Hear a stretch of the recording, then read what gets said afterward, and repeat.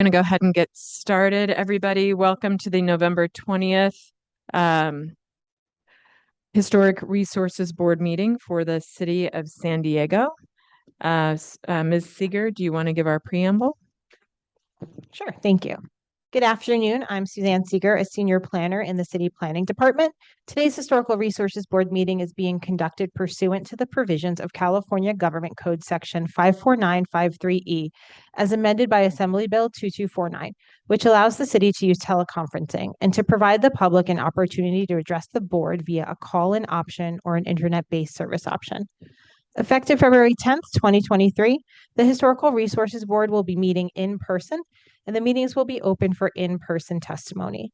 In lieu of in-person attendance, members of the public may submit their comments online via the city's webpage, via telephone, Zoom, or U.S. mail in the method documented on the posted agenda. Today, we are using Zoom as our hybrid meeting platform. In addition, this meeting is being live streamed via the City of San Diego's Public Hearings YouTube channel. Please note the buttons on your Zoom meeting bar that pop up when you move the mouse. Share screen will enable an applicant to give a presentation, and the microphone is to mute and unmute. Please remember to stay muted when you are not talking and to unmute yourself when you speak. When wanting to participate in a discussion, please virtually raise your hand and chair buyers will call on you in the order entered. Please refrain from using the meeting chat in order to comply with the Brown Act. Thank you. Thank you, Ms. Seeger. So we'll go ahead and do a quick roll call to confirm board member attendance. When I call your name, please say present. Vice Chairperson Michael Taylor. Present. Second Vice Chairperson Rami Cortez. Present. We know that Board Member Kumper is absent. Board Member Carla Farley. Present. Thank you. Board Member Eva Friedberg. Present. Thank you. We know that Board Member McCullough is absent. Board Member Joy Miller. Present. Board Member Michael Provence. Present. Board Member Melissa Sophia. Present. And Board Member Melanie Woods. Not here. Okay, so Board Member Woods is out as well. Okay, thanks everybody. So we do have an early departure today. Board Member Farley, I understand that you need to leave at 4. Okay, sounds good. At this point, we'll move forward to non-agenda public comment. Non-agenda public comment is an opportunity for members of the public to address the board on issues within the jurisdiction of the Historical Resources Board not previously heard or on today's agenda. Members of the public attending in person must submit a speaker slip to the hearing secretary, and those attending remotely should indicate their desire to speak by raising their virtual hand. Speakers will be provided 3 minutes each to address the board.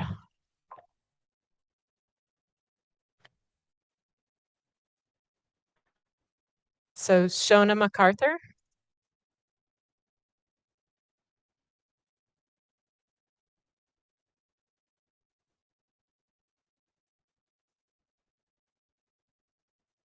You need to push the button until the red. Yep, perfect. Thank you, Chair, members of the board, and staff. My name is Shona MacArthur, Chair of the La Jolla Historical Society Landmarks Committee. When the goal is not to preserve a property, reports can become padded with irrelevant material, key facts get left out, and staff is left with an incomplete picture. Unfortunately, that is what happened with the historic Craftsman Tudor home at 1424 Olivet Lane, now headed for demolition because it was not recognized under C for its architecture or B for the people that live there. In 1923, after preliminary review, the La Jolla Historical Society Preservation Committee surveyed the house, reviewed the consultant's report, and submitted a letter back to city staff stating clearly that the Olivet Lane property does qualify under both criteria B and C. That correspondence, I believe, is in your binders or in a binder. On criterion B, the reviewer's comments reflect a misunderstanding of National Register standards. The standards explicitly allow multiple primary residences when each was a setting for significant contributions to American history. Many historic figures, presidents, industrialists, conservationists have more than one principal home being designated. In the Harry Childs family's case, several such residences exist.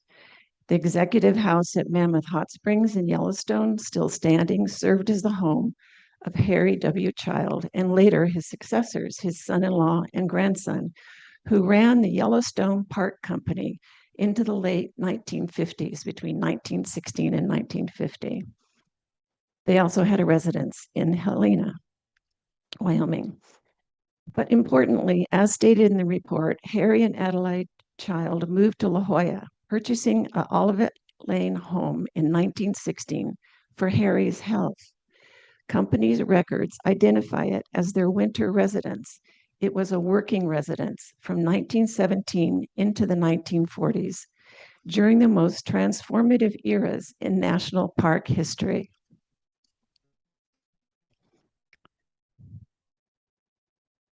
By 1917, Harry Child had created the first truly integrated hospitality and transportation system in any United States national park, the model that is still used in national parks today.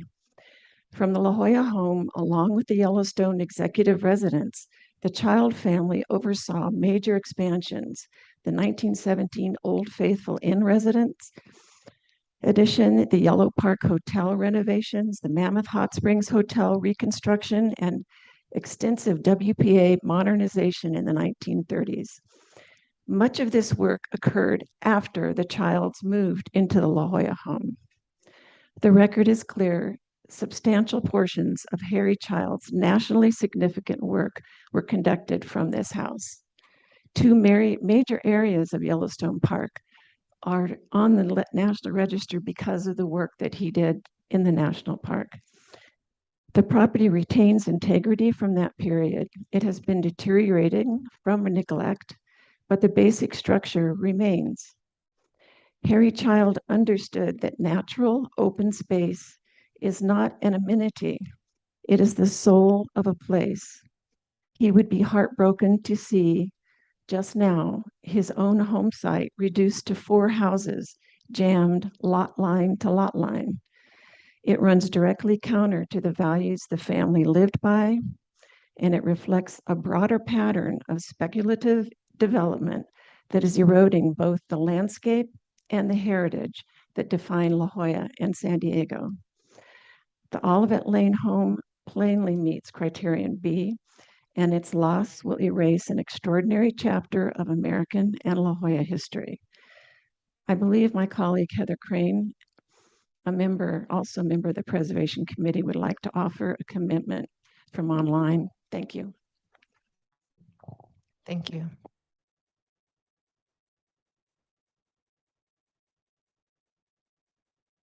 We have another person present, Ms. Stiegler. And we have three minutes. It won't take that long. Hi, Ione Stiegler is architecture. I think based on the testimony you're hearing right now from Shona MacArthur and what I believe you'll be hearing from Heather Crane, that the board should direct staff that you want this property brought forward for a proper and full hearing and not the staff dismissal of the property. Thank you. Thank you, Ms. Stiegler.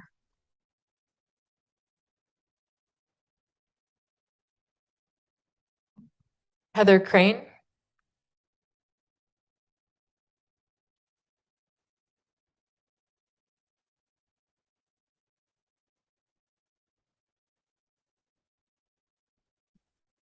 Hi, yes, can you hear me?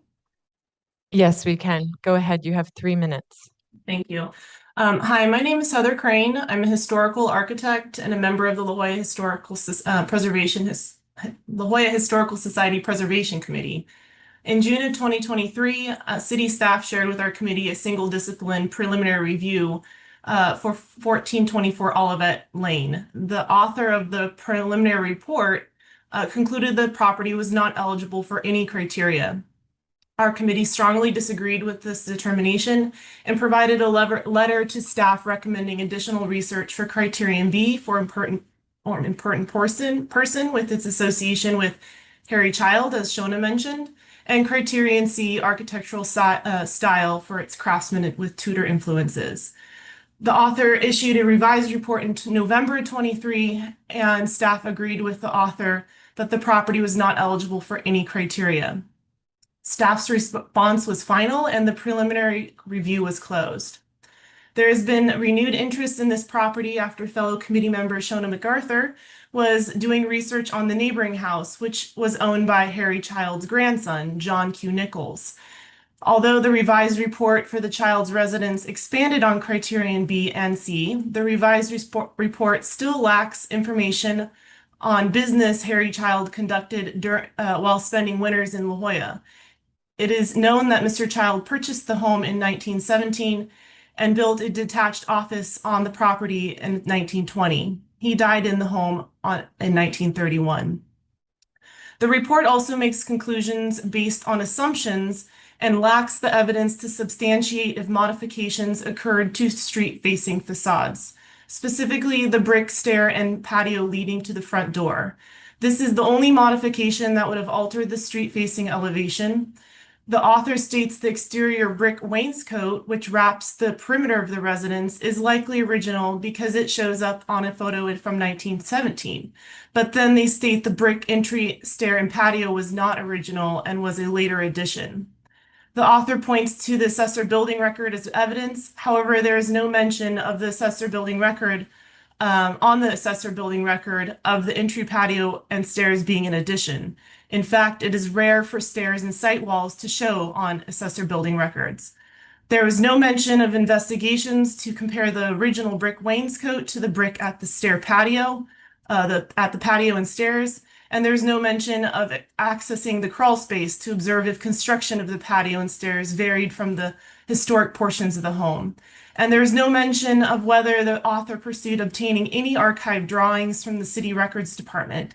And yes, if you know where to look, and the record is newer than 1955, you can often locate at the very least a site plan. The evaluation of the street-facing elevation is the most important elevation in determining a property's historic eligibility for criterion C. The lack of due diligence by the author and city staff not pressing for easily obtained information is concerning. This oversight will result in the loss of not only a locally significant, but nationally significant property. We bring this to the attention of city staff and the Historic Resources Board for your awareness. Thank you. Thank you, Ms. Crane.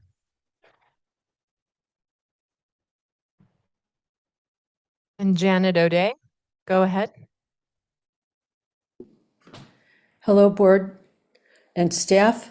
I am Janet O'Day, and I'm commenting that at the November 6th Planning Commission hearing, the HRB chair appeared and spoke twice on behalf of this board, offering descriptions of policy committee deliberations and the non-vote on Preservation and Progress Package A. I respectfully ask that the board address this. Were the statements made with the board's expectation and explicit authorization? This was unusual, given the HRB chairs have not typically appeared at hearings when major preservation issues or appeals were on the docket. As a result, the board's collective voice appeared diminished, and interpretations were presented that many members may not have offered had they been consulted. The statements made likely influenced the Planning Commission's unanimous decision to advance Package A without acknowledgement of the concerns raised by the HRB board members. Both the board and the public expect that any characterization of HRB deliberations presented to another decision-making body occur only with clear direction from the full board. In this instance, the expectations and process appeared to have been bypassed. Board members, I respectfully request that you address this matter promptly and provide the Planning Commission with a clarification letter that reflects the board's position without subjective characterizations of your deliberations, preferably before the upcoming Land Use and Housing and City Council hearings early next year. Thank you.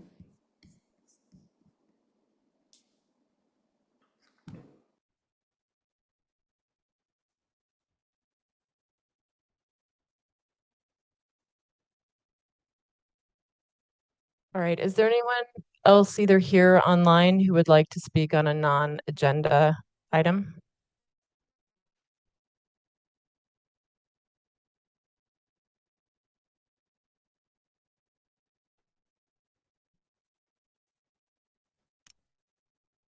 All right, seeing no further comment on non-agenda items, I'm going to go ahead and close non-agenda public comment. At this point, we'll go to the administrative items. Ms. Seeger. Thank you. Prior to today's hearing, the board members have been emailed the HRB criteria guidelines, the motion of findings form for historical designation, and comments and correspondence submitted via the web form or email prior to this morning at 10 a.m.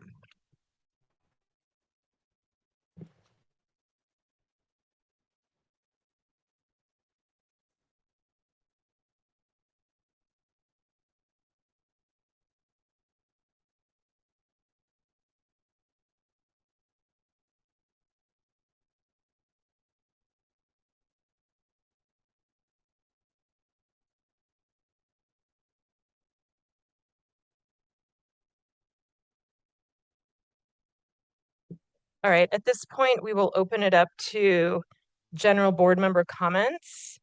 I do want to ask the board members to provide comments on any items not on today's agenda, but I would like to also address Ms. O'Day's comment. It isn't uncommon in the city of San Diego for boards, community planning groups, commissions to have attendance where items they've been discussed have been heard. Unfortunately, this board was sending our staff to planning commission with some of our policy with neither opposition or support. And so I did attend in order to offer some context. And I would encourage all of the board members and the public for that matter to watch the video proceedings because I was asked to make some clarifications and I did clarify the key items that the board members brought up. And I understand that we can't deliberate on this subject matter today because it's not on the agenda. But like I said, I would encourage everybody to watch the recording. So with that, do we have any other board member comments on the items not on the agenda? Can I just provide some more clarification for your previous subject from Ms. O'Day's comment?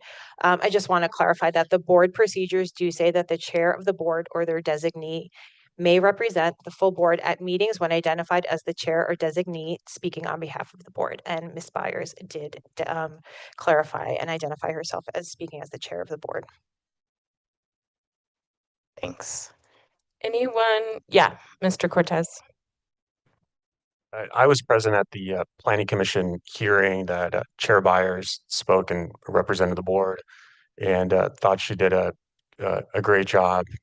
Not to provide personal opinion, but to provide some context of discussion at the board, to to provide some color on not being able to make a recommendation in any way, but the background on that. So support Chair Byers in her efforts of doing that. And thank you.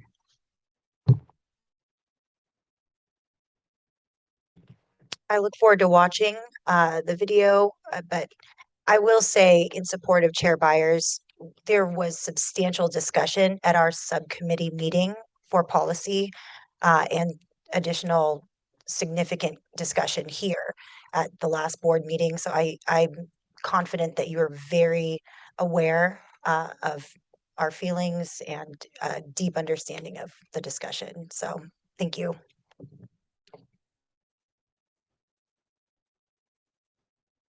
Any other non-agenda board comments? Okay.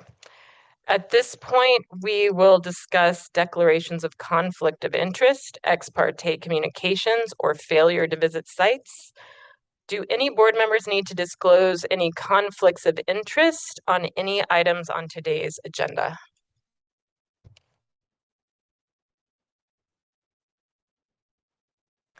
No. Okay, thank you. Do any board members need to disclose any ex parte communications on any items on today's agenda? No. All right, and now we will discuss failure to visit designation sites and whether or not we need an invocation of waiver. Did any board member fail to visit the site of any designation items on today's agenda?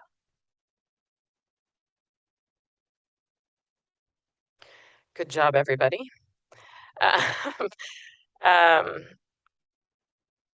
all right, so then we don't need a motion for that, right? Because everybody did their homework. All right. All right, at this time, I'll ask if there's any requests for continuances or withdrawals. Yes, prior to today's meeting, the applicants of items 3 and 7 requested that those items be withdrawn. Thank you, Ms. Seeger. Are there any representatives for the other items on today's agenda that are interested in continuing or withdrawing their items?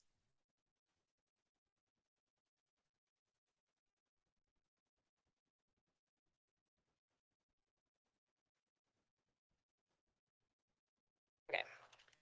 All right, it doesn't look like there's anyone present or online that wants to withdraw or continue any other items.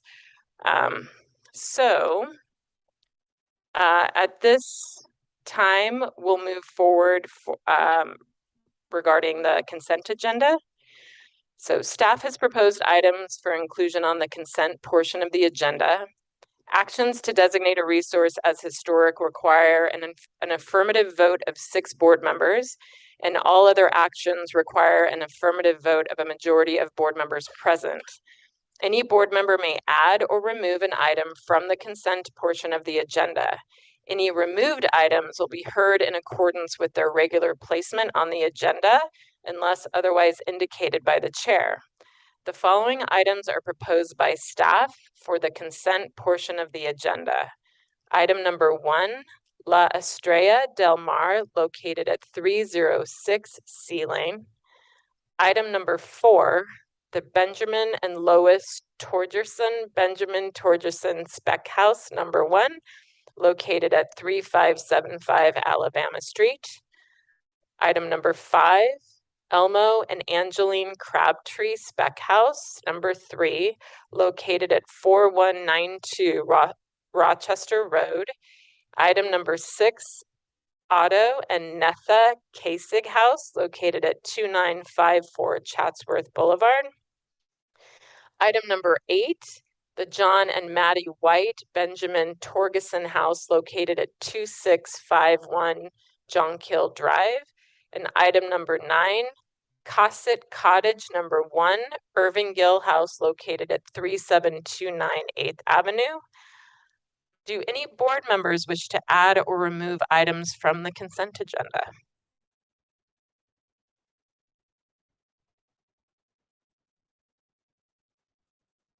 All right. Any members of the public wishing to speak to items on the consent agenda may do so.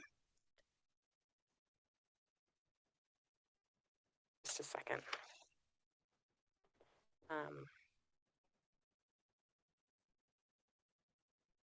Okay, sorry, everybody.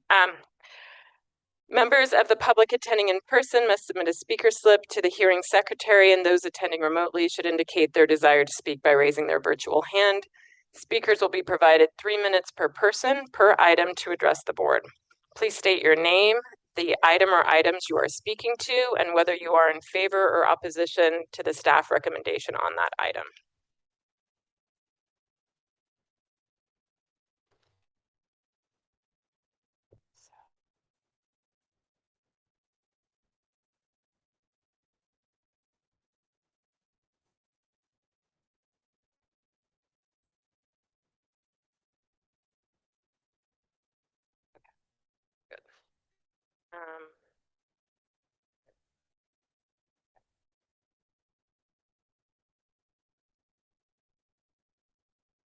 Good. All right, before we close public testimony, I ask that staff state for the record whether any written communication has been received in advance of the meeting for any of the consent agenda items. No, none. All right. So I don't see anyone from the public wishing to speak at this time, at least. So with public testimony concluded, do any members of the board wish to remove any of the items from a consent agenda and place them on the discussion agenda? No. All right. So now we'll go ahead and entertain a motion to adopt the proposed consent agenda consistent with staff recommendation for each item. Do I have a motion? Yes, I motion that the following items remain on the consent agenda. Items number 1, number 4, number 5, number 6, number 8, and number 9. Second. All right, thank you. Do we have any discussion, board members? No? All right, so we can go ahead and take a vote at this time by simultaneously raising our hands. So all of those in support of the motion, please raise your hands.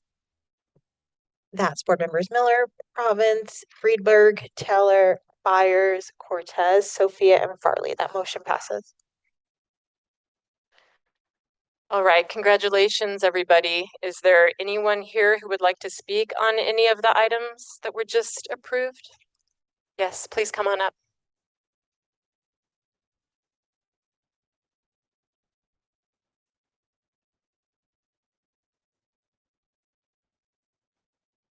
Hello, I wanted to thank, my husband and myself and our family are the owners of La Estrella de Mar.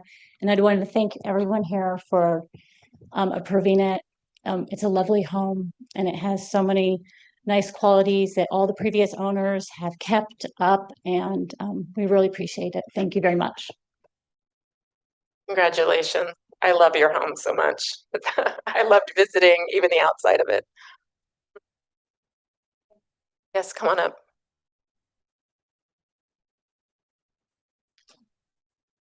I guess the red light is already gone. I'm Jim Mamer. I live in the Alabama Street house. My wife and I took 2 years to find a place in San Diego that we could almost afford. And we love where we're living. In this process over the last couple of years, I get confused easily, I guess, and I have questions.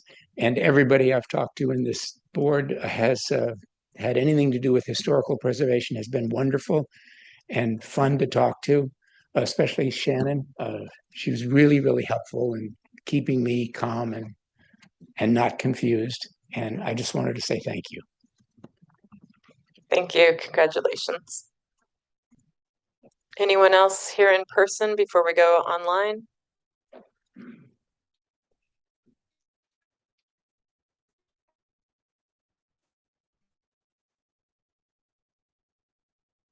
John Heitchi from Urbana.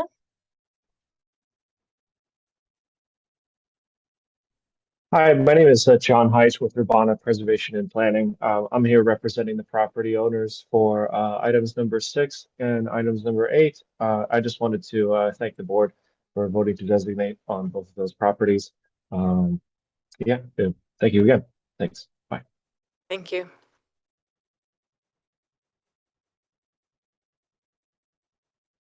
Right, congratulations again.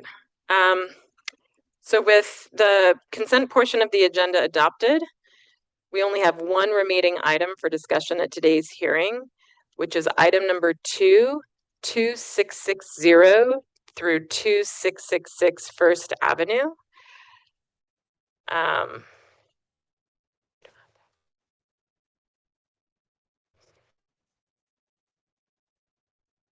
Okay. No, that's all right. Okay. We'll move forward right now just to approve our minutes from last month's meeting. Do any members of the public wish to speak on items on the approval of the minutes? If so, members of the public attending in person must submit a speaker slip to the hearing secretary, and those attending remotely should indicate their desire to speak by raising their virtual hand.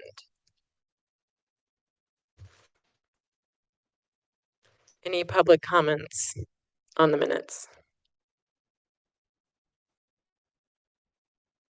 All right. With that said, board members, may I please have a motion on the adoption of the minutes from October 23rd, 2025?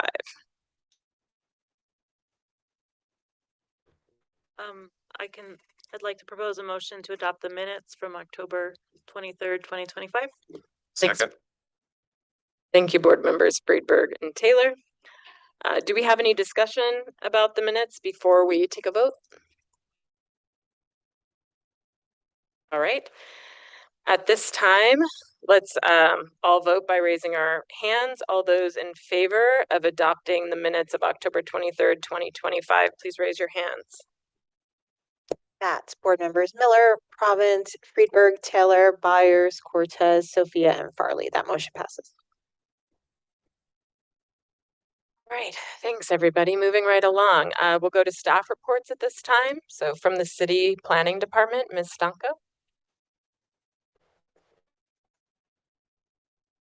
Thank you. Just very briefly, I did want to report out to the board and the public that the Planning Commission did review Preservation Progress Package A at their meeting on November 6th and did recommend approval of Package A as presented, which included the amendments the board saw, as well as the removal of the ability to appeal when a property is not designated.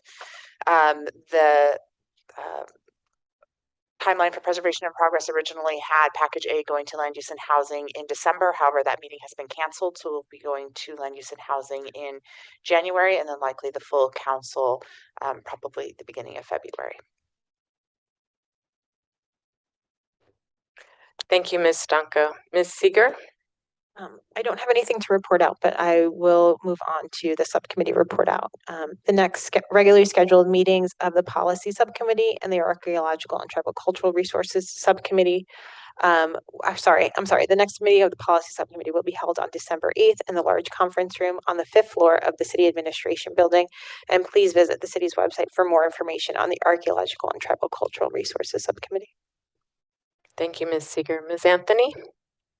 The next meeting of the Design Assistance Subcommittee is scheduled to be held on Wednesday, December 3rd at 4 p.m. in the large conference room on the 5th floor of the City Administration Building. Thank you. Thanks.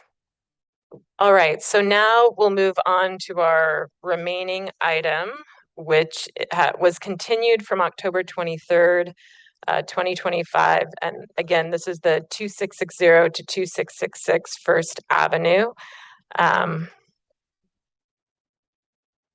So we'll do a staff report first, and then I understand that we have some prepared presentations. So once staff has completed their report, we can discuss the timing around those. Thanks. Hello, board members, city staff, members of the public and stakeholders. My name is Alvin. I'm an associate planner here in the city of San Diego. This is for item number 2, 2660 to 2666 First Avenue. This item is being brought before the HRB in accordance with SDMC section 123.0202 and section 2 of the Historical Resources Board procedures, because a nomination was filed by a member of the public, Scott Moonjin, to designate a property located here, which is owned by the San Diego American Indian Health Center, Inc. A historical resource research report was prepared dated December 2024, as well as an integrity analysis dated September 15th, 2025. And lastly, an addendum dated October 31st, 2025, which conclude that the subject property is significant under HRB criterion A, C, and D. Staff disagrees and finds that the building is not eligible under any HRB designation criteria. The property owner's representative submitted a letter on October 17th of this year, as well as November 14th, which asserted their concurrence with the city staff determination. Heritage preservation staff previously reviewed the subject property for eligibility for individual designation in conjunction with 2 preliminary reviews. In both the 2023 and 2024 reviews, staff determined that the property was not eligible for designation. under any HRB criteria. The nominator submitted a full historical resource research report on October last year. This nomination is the item before the HRB today. In April of this year, a member of the public filed for an investigation for building and land use enforcement, alleging that permits were required for recent modifications to the property. The Development Services Department, Building and Land Use Enforcement Division investigated the allegations and determined that the permits were not required and no violations have occurred at the subject site. This investigation was closed in August. The item was docketed for October, which is last month, and was continued to the meeting today. In evaluating the building's integrity, the HRB should consider the property in this current condition. Includes when the nomination originates from the member of the public per SDMC 123.0202, the current condition refers to the building's condition when the report was submitted for the HRB's decision, not when it was submitted for a completeness check for city staff.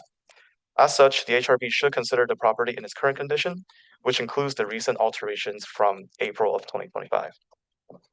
Here's some of the information for the subject property. This is located in Uptown, Council District 3. The subject property is located at the intersection of First Avenue and Nutmeg Street, and consists of a one-story office building, commercial office building, with a basement level parking set on a sloping lot.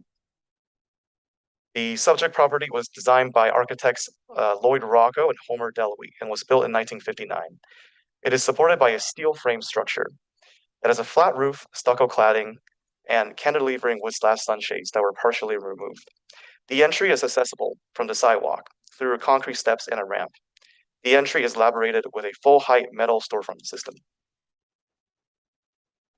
A band of fixed glaze windows is present on the property at the east elevation. There are also bands of windows on the west and north elevations. Some windows wrap around building corners, forming corner windows. A secondary entry is located at the south elevation of the property and is accessible by metal stairs. The basement level features parking spaces, and as mentioned earlier, with steel support columns visible. Since its construction in 1959, the property has undergone several alterations, including a 1960 addition of the wood screening skirt fence seen on the left side, a 1975 removal of the false rooftop parapets, a 2003 replacement of the east elevation entry storefront system, as well as a north elevation glazing, and the installation of a new ADA ramp. In April 2025 this year, the existing wood screening fence and portions of the wood slash sunshades were removed, and the existing east elevation slider windows were replaced with fixed glazing. These recent alterations are boxed in red on your screen. On October 31st, 2025, the nominators submitted an addendum and a letter of support from Vicky Estrada of Estrada Land Planning. The addendum asserts significance under HRB Criterion A as a special element of the city's historical, landscape, architectural, and aesthetic development due to its association with canyon preservation movement and the integration of open space into the urban fabric. This assertion is generally based on the building's location and proximity to the edge of Maple Canyon and its connection with Lloyd Rocco, who was a co-founder of Citizen Coordinate, now C3, a planning group that advocated for the preservation of Maple Canyon in the 1960s. Staff finds that this assertion in the addendum are unsubstantiated, recognizing that the subject property was built in 1959, prior to the preservation movement for Maple Canyon in the 1960s. Additionally, there is no documentation to link the subject property to the work of C3. According to the HRB criteria guidelines, it is not sufficient for a resource to simply reflect an aspect of development, as all buildings, structures, and objects do. The subject property is not distinct among other mid-century buildings constructed on canyon lots. Therefore, staff does not recommend designation under HRB Criterion A as a special element of development. Staff is not recommending designation under HRB Criterion B. Under HRB Criterion C, this property does not embody the distinctive characteristics of the proposed international style with post and beam influences. Most importantly, in its original form, the property does not exhibit a complete rejection of ornament because of its inclusion of an elaborated wood sunshade structure and wood screening fence. This design contradicts the international style philosophy of a radical simplification of building facades. Therefore, it is not a good example of the international style. The property also minimally exhibits the post and beam architectural style. Furthermore, the cumulative alterations that have occurred to the property have collectively impaired the integrity of design, materials, and workmanship. As such, staff does not recommend designation under HRB Criterion C. Under HRB Criterion D, staff disagrees with the report's findings that the property readily embodies the style and that it represents a notable work of master architects Lloyd Rocco and Homer Delwy, either in their partnership or individually as architects. In order to be eligible for designation under HRB Criterion D, a property must express a particular phase in the master's work or an idea of the theme of the craft. This report asserts that the property exemplifies and combined influences each architect on each other, but this claim is unsubstantiated. The report asserts that a property is notable because it is a rare example of Rocco and Delwy's known body of work as a commercial structure. As mentioned earlier, staff did not find the property to be a notable collaborative work of Lloyd Rocco and Homer Delwy, and that a rare example still needs to be a notable work as demonstrated in the nomination. Lastly, the cumulative impacts of the alterations I've mentioned earlier have negatively impaired the integrity of design, materials, workmanship, and feeling, which are critical for HRB Criterion D significance. Therefore, considering that the property has not been demonstrated to be noble, does not retain integrity, staff does not recommend designation under HRB Criterion D. Staff finds that a property is not significant in its original condition when it had a higher level of integrity, or in its current condition when it had less. While the applicant stated in the September 15th, 2025 letter that a property is a rare representation of a notable work and therefore a greater degree of integrity loss is acceptable, staff disagrees with this reasoning because it is staff's position that a property was never a historically significant structure. And this concludes staff's report. We are available for any questions. Thank you. Thank you.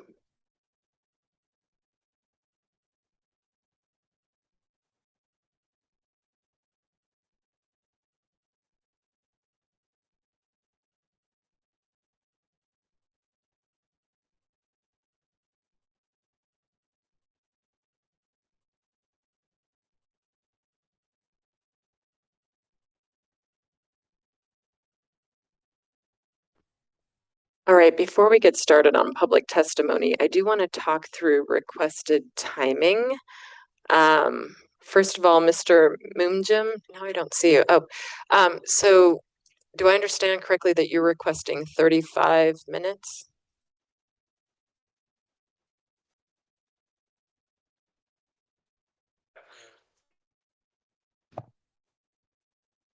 No, one more. Sorry, you turned it red again. There we go. Thank you. Good afternoon, Chair Byers, members of the board, Scott Moomjin. Yes, I believe I have more than enough time, more than enough seated time to organize presentation. By my calculation, I have at least 54 minutes. And I think under the circumstances, I'm requesting 35. I would suggest that if the board would grant my request for 35 minutes in our organized presentation, that they would extend the same courtesy to the property owner and their representatives as well, so we could have equal time to discuss these issues and have the board carefully consider all of the information in the matter. Okay. Thank you for that clarification. So for those organized presenters in favor, Ms. Riley and Ms. Ayala, I know that there's two separate presentations, right, between the two of you. And so between the two of you, would you anticipate taking 35 minutes?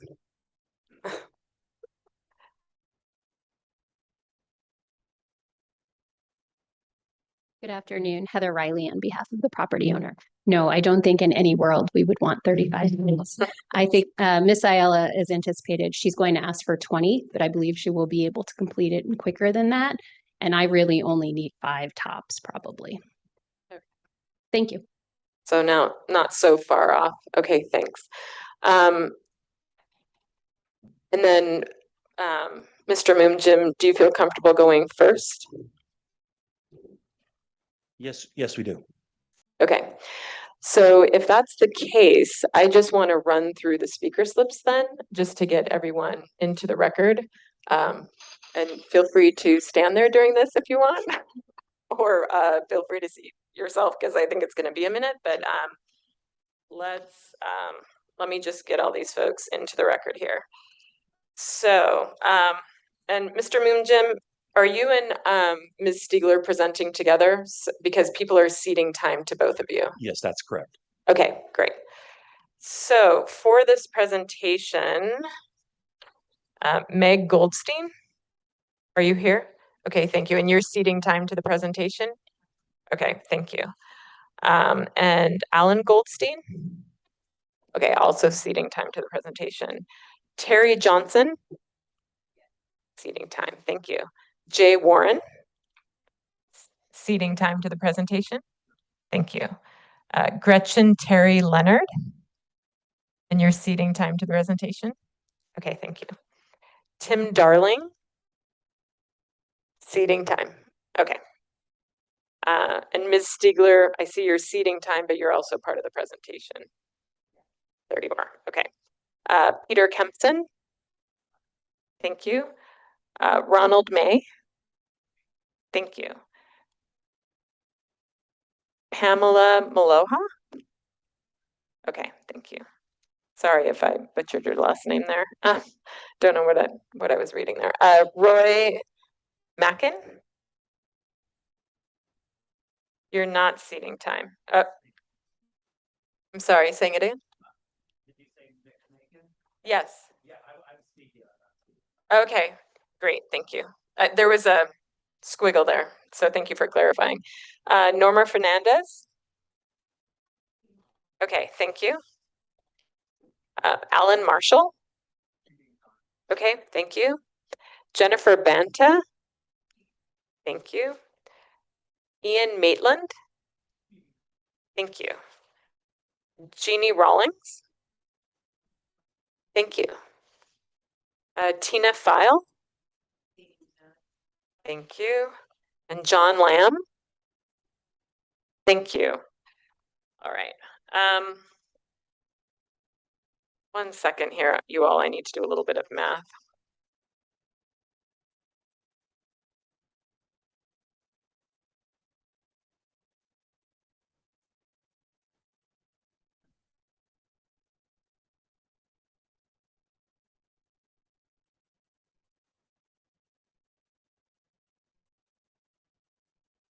There's 18. All right. Yes, Mr. Moomjim, you have more than enough. I just want to clarify because I have 3 additional speakers here. I just want to make sure that you all are wanting to speak separately. Paul McSweeney? And you want to speak separately? Okay. And Heather Gordon? Okay, thank you. And Vicky Estrada? Okay, perfect. With that, Mr. Moomjim, you have 35 minutes. Okay, thank you. We could bring our PowerPoint presentation up on board. Thank you, Chair Byers, members of the Sorry, board. one clarification. I'm so sorry, Scott. And then Roy McMacken, you're speaking separately too. Okay, got it. Sorry, just wanted to note that for the record. Sorry, go ahead. Thank you. Again, Chair Byers, members of the board, staff, members of the public today. My name is Scott Moomjin, and we would encourage you and respectfully ask your support in designating this important historic resource today. I have an organized presentation, myself and Ione Stiegler from Is Architecture, and we'd like to cover a number of very important points for the board's consideration. Next slide, please. I'd like to begin by, let's go to the very beginning. Next slide, please. Thank you. So I'd like to, first of all, begin by thanking the board for granting our continuance from last month. Because the 3 weeks that we had to do additional research was very, very productive. Also gave us an opportunity to share some of our findings with Ms. Vicky Estrada, who is one of San Diego's premier, if not the premier, landscape architect dealing with historical resources, and Ms. Estrada is here today, speaking separately. I'd like to begin by discussing the background, the processing to kind of how we got here today. Staff had a nice graphic in the staff report, which essentially kind of mirrors mine, but mine has a little more detail. Last August, in August of 2024, the property owner submitted a single discipline preliminary review. That application was reviewed by staff, but the application itself was defective in the sense that it did not identify Ruaco or Deloy as the architects of record. And most importantly, a historic report was not requested by the city and by staff. And consequently, the property was determined ineligible for designation. After the review was completed, a member of the public reached out to staff and brought to staff's attention the original building permit, which you have in your records in the report, identifying Ruaco and Deloy as the architects. But this claim, I guess inexplicably, was also rejected and dismissed. So last October, we submitted a single discipline preliminary review, a second one, which identified Ruaco and Deloy as the architects. It also included extensive historical analysis and supporting documentation, which found unequivocally that the property was eligible for designation. But again, just completely surprising, the staff dismissed the significance and still failed to require a report. In our opinion, the failure of the city to request historic reports when a property like this one was known to be the work of two master architects is a matter of extreme concern. And this runs contrary to past historic review practices. In my experience, when a master architect is identified as the architect of record, it is typical practice for staff at that point to request a report. That wasn't done here. Next slide, please.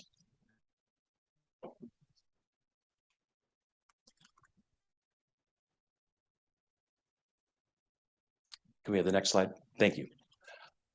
On Halloween of last year, October 31st, we then filed the present historic site nomination with the city.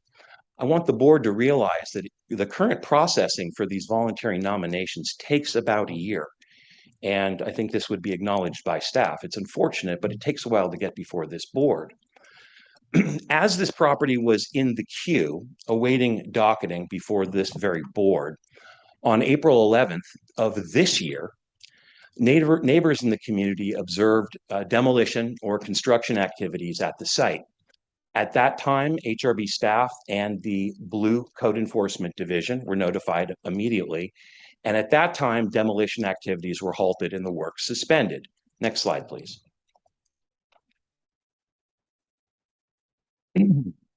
The work undertaken in April 2025 required a building permit, and I'll explain why. The work in and of itself, last April, selectively removed character-defining features of the property, including the character-defining wood sunshade and a wood privacy fence. These are original features of the property. Once the city was notified of such demolition activities, the work immediately stopped. You have correspondence from the council of the property owner that said that these were alterations to the property. I think that was warranted at our continuance request last time. These, according to the property owner's council, were alterations to the property which were undertaken for quote unquote public health and safety reasons, and they did not need a permit. My question to the board is, if the work was indeed undertaken for legitimate safety purposes and a permit was not in fact needed, then why did the work stop immediately? And why didn't it resume anytime thereafter between April and October of 2025? Our experts have determined, and you have this in your documents, our experts have determined that the overall cost estimate for the demo work ranged between approximately $10,000 to $12,000 and some change. Under the municipal code, any work to a building which exceeds an aggregate value of $1,000 requires a building permit.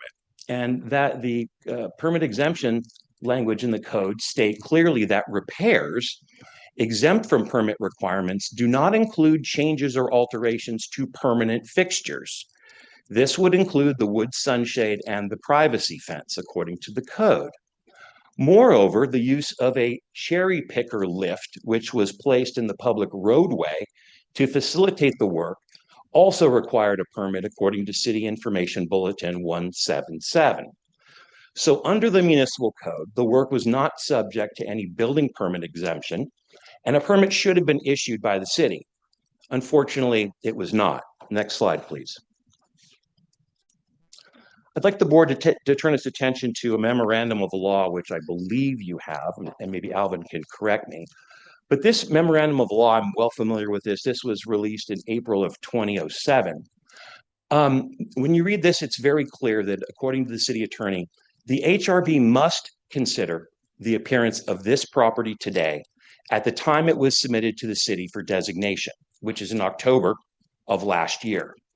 According to the memorandum of law, when such research report is submitted to the board under this particular section 1230202 of the code, just like a permit application submitted to the city for construction or other type of permit, it is a submission of the report that triggers review by board staff for designation. Thus, the current condition, that's what we're talking about today, refers to the date the research report is submitted to the board. And we submitted that to the board on October 31st of last year. That is the definition of the current appearance, not the appearance of the property today, subject to the unpermitted work that occurred in April. Next slide, please. I also want the board to be very aware of this, because I think this is sort of the intent and the heart of the city attorney memorandum of law. The city attorney had written in 2007 that, quote, it would promote unfair decisions and eviscerate a core function of the board if a permit applicant could avoid historic designation by altering or demolishing evidence supporting designation before the board has had an opportunity to evaluate the property. That's what we're talking about today. So in order to promote decisions that do not give unfair advantage to some applicants and not to others, the Historical Resources Board must evaluate potential designations in a consistent manner. And that's all we're asking the board to do. Next slide, please.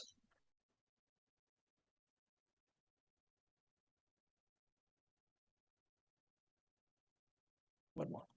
Now I'd like to turn it over to Ione, and Ione will go through the various criterion A, C, and D. There you are. Sneaking up behind you. We just get a podium a little wider. Every time I'm here, it's not quite enough space. All right. Thank you very much. Next slide. I'm Ione Stiegler of Is Architecture, here to discuss the criteria and the integrity of the building. So, starting with criterion A. Our firm's here to explain why the property is eligible for designation.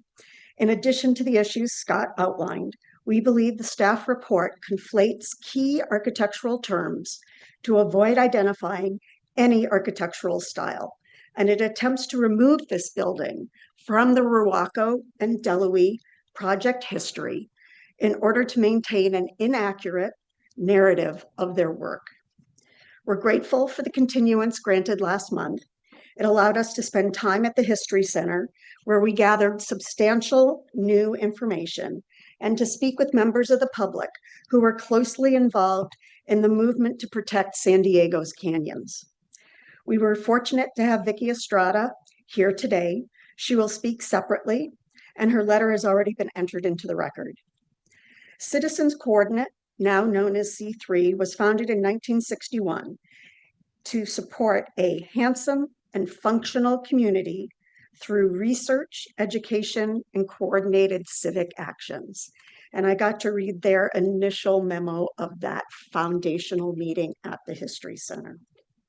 Its origins are inseparable from Lloyd Ruaco's design philosophy and his strong belief that the public must have a voice in shaping San Diego. As a founding member, Ruaco not only hosted the meetings at his office, as each of the minutes attested to for location, but significantly helped define C3's approach to urban design, an approach rooted in respect for the natural environment and the preservation of the city's canyons. His leadership shaped a philosophy that valued both development and open space and worked to keep them in balance.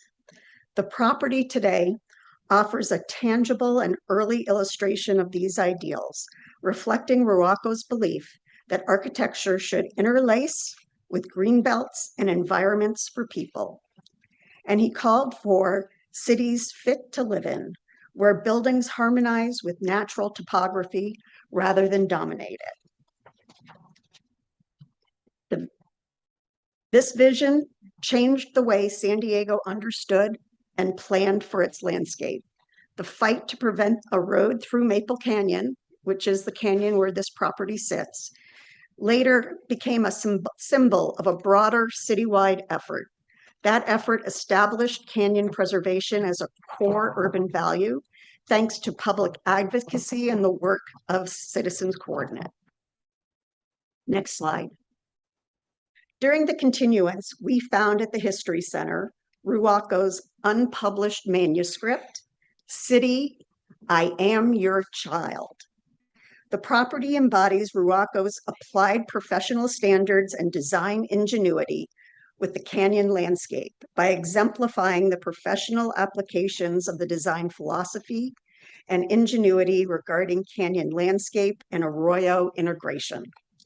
The property's design responds directly to Maple Canyon's open space and hillside. Its quiet but intentional architecture demonstrates how to work with the land rather than to impose upon it. In doing so, it stands as a clear counterpoint to the car-driven sprawl associated with Los Angeles and offers a strong model for how density and nature can be held in balance. Next. The property is a multifaceted resource that exemplifies the special elements of major changes in San Diego's city planning and urban growth direction that were championed by C3 and driven by the design philosophy of Lloyd Ruaco. It does, and I'm identifying the 4 elements out of criteria A that it can meet, and it meets these 4. It reflects the historic development of San Diego by illustrating the city's early shift towards integrating urban living with natural landscapes. It is directly tied to Lloyd Ruaco and through him to C3's pioneering advocacy for public involvement, canyon preservation, and thoughtful urban growth.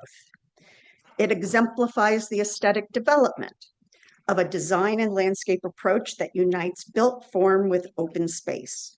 It resists sprawl by elevating site responsiveness and advancing the Greenbelt principles that shaped San Diego's planning evolution. It serves as a model for landscape development. It is in its siting along the canyon edge.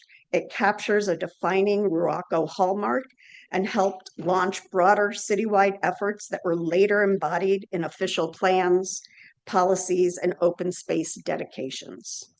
It exemplifies architectural development by translating Ruaco's published and unpublished philosophy into built form. The siting, scale, interface, and overall urban expression embody his vision of cities fit to live in, aligning directly with the criteria established in historic resource law and in San Diego's progressive planning landscape. Next. And now on to criteria C. Starting with the criterion C analysis. The staff report states that the building is neither international nor post and beam, and therefore concludes that it is essentially nothing and cannot be historically significant. We agree with the analysis, but not with that conclusion. Our report identifies the building as mid-century modern international style with influences of the modernist post and beam sub-style specific to San Diego. Architectural style is often nuanced. This building draws from both traditions and applies them thoughtfully into a commercial program. Next slide. Sorry, back one. My apologies. There we go. So I'd like to point out I think if I go straight on, nope. It worked the other day. All right, so just to point out, under international architectural style, under primary character defining features, this building does exemplify flat roofs, lack of applied ornament. I want to emphasize applied, horizontal bands of flush windows, and asymmetrical facades. And under secondary character defining features, it shows square corners, common exterior materials, including stucco, and corner windows.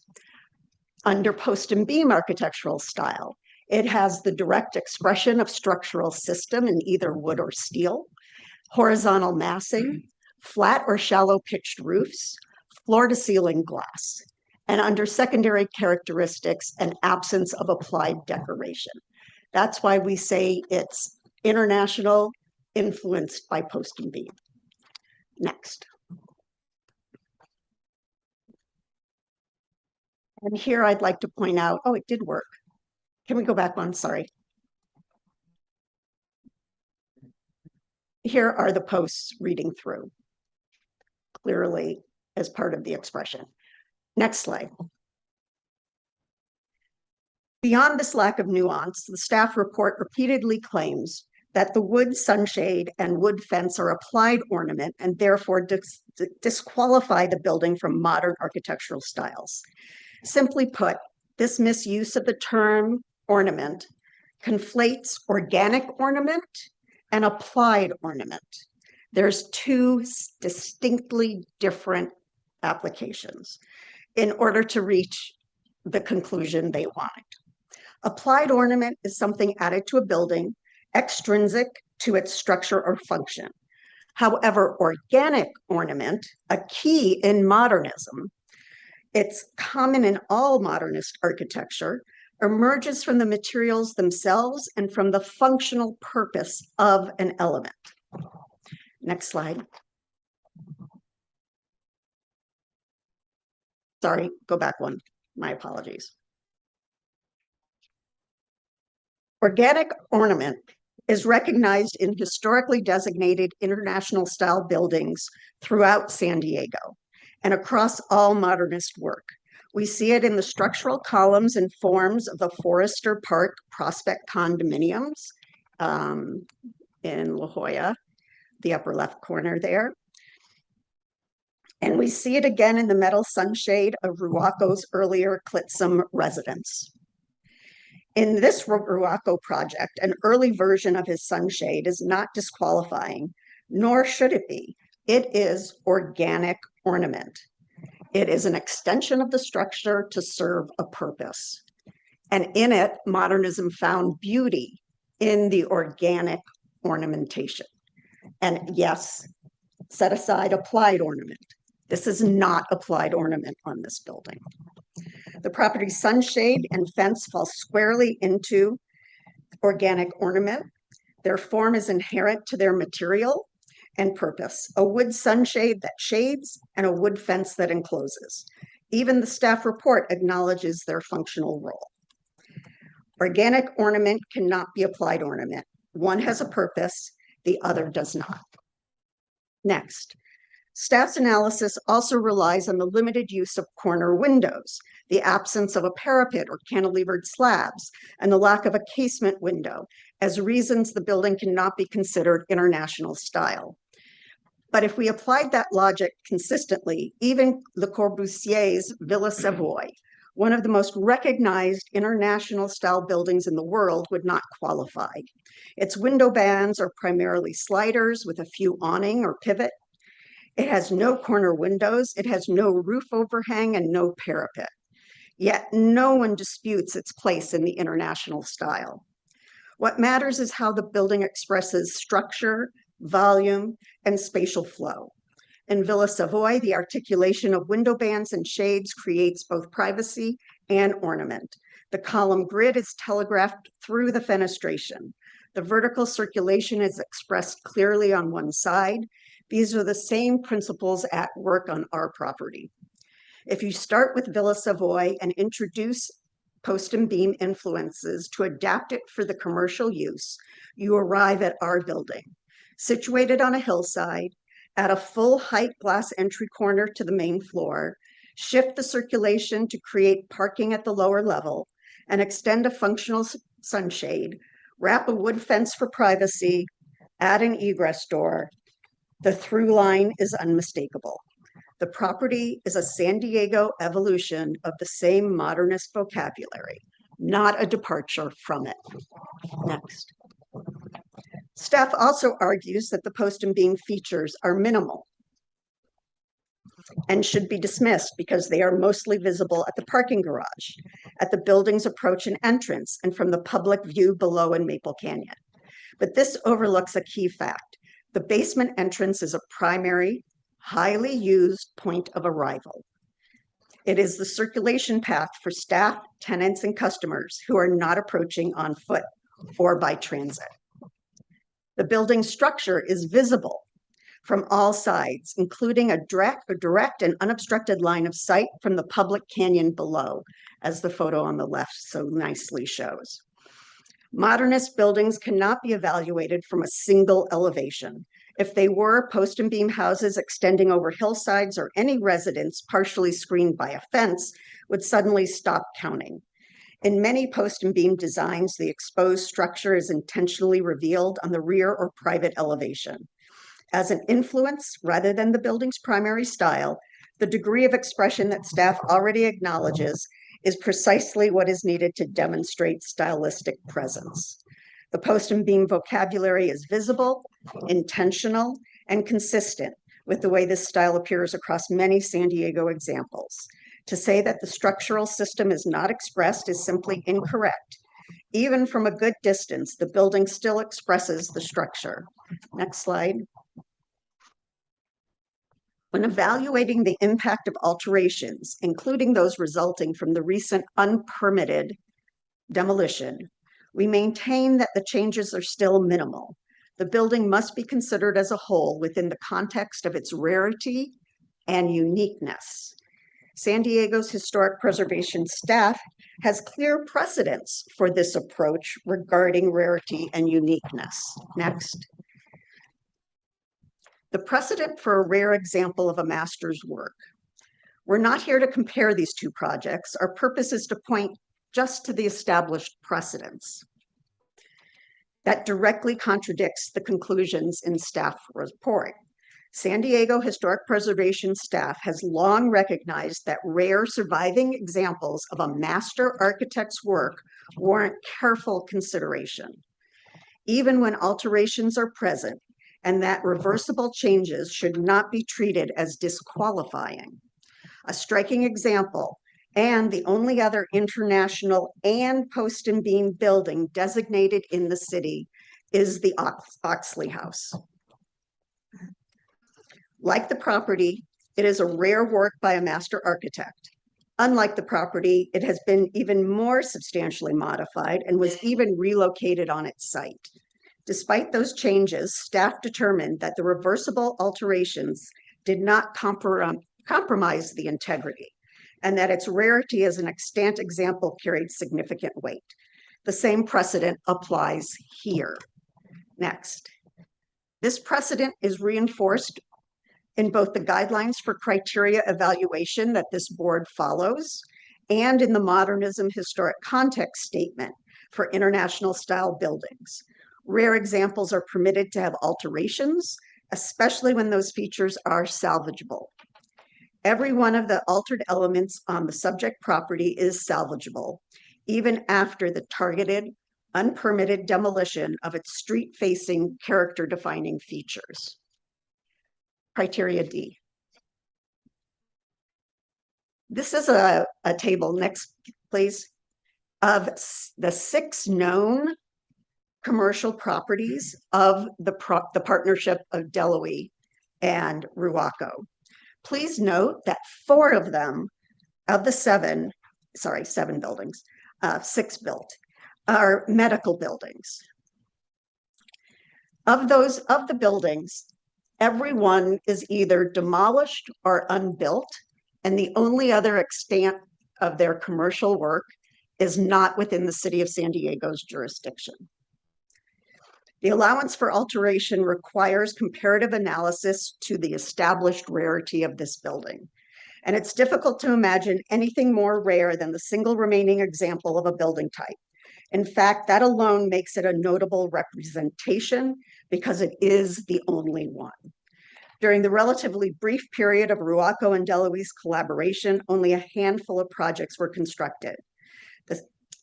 By definition, it's a rare example, indeed the rarest of their commercial work. Next slide. Comparative analysis also shows that even when we include the one remaining commercial example outside the City of San Diego, bottom right corner, the subject property that we're proposing is stronger and more representative of its work. It better reflects Ruaco and DeLuise's notable contributions, both as collaborators and as individual architects. The three architectural drawings on the left-hand side all are representations of those lost medical buildings that they were really establishing a career as in the early formation of their firm. And our building is the last one along those that medical boom that they were a part of. And as we look at the list of demolished buildings, it becomes even clearer that this property fits squarely within the architectural vocabulary of medical buildings that the young Ruaco-DeLuise partnership was beginning to develop. It reflects the design direction in which the firm was establishing its reputation. Next. To say that the property is not representative of Ruaco or DeLuise's notable work is simply incorrect. Consider DeLuise Boxcar House, also known as DeLuise No. 1.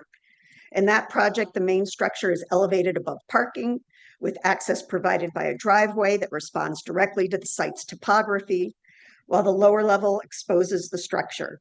The vertical framing disappears into the more opaque sidewalls, yet still is expressing itself through the jointing of the siding panels. The Boxcar House is cited in San Diego Modernism Context Statement as an example of post and beam. The same design vocabulary, parking below, structural expression, disciplined geometry, and a site-responsive approach is clearly present in our subject property. Our building sits firmly within the lineage of their notable work. Next. Staff also argues that the property does not align with their understanding of Ruaco and DeLuise's larger body of work. In effect, they suggest that because the building does not fit their preferred history or narrative, it should be excluded. But as a commercial project, the property fills a critical gap in our understanding of the partnership's output. And as we have shown, it is fully representative of their approach. The only other buildings that have been designated are residential in nature. All of Ruaco and DeLuise's designated collaborative projects in San Diego are contemporary style residential. That already puts the existing record out of balance, and it stands in strong contrast to Ruaco's non-residential work, much of which, such as the IGPP and the Design Center, is expressed in post and beam vocabulary. This property adds essential dimension to their documented legacy. Let's also note here that the respondent's comments of a lost parapet is incorrect. As can be seen on the roof plan, on the upper right, there had been plans for an individual mechanical screen around each of the AC units, and they are literally scribbled out. And as the early aerial shows on the bottom right, that what was put in there instead was one continuous L-shaped screen only meant to screen mechanical from the street. It is not a design element, and it is ephemeral, and its loss does not affect character. Next, to say that the property is not a notable representative example of Ruaco and DeLuise's collaborative work simply does not hold. It is an exceptionally rare commercial project, one that fills a clear gap in our understanding of each architect's body of work, both individually and together. And importantly, it fits seamlessly within the broader arc of their design careers.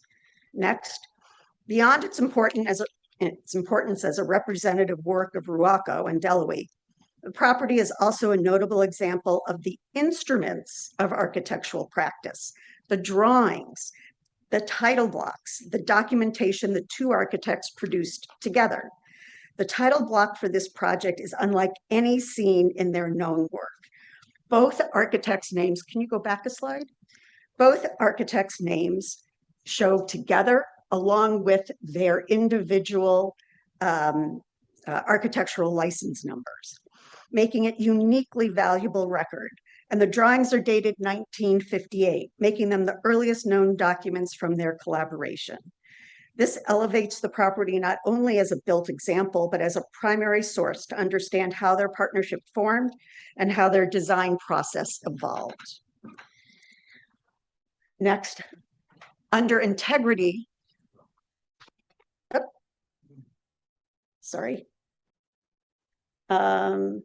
So we had 3 slides on integrity. I will spare you discussing it, but as we have mentioned, they are location, setting, design, and materials all are extant. There we go.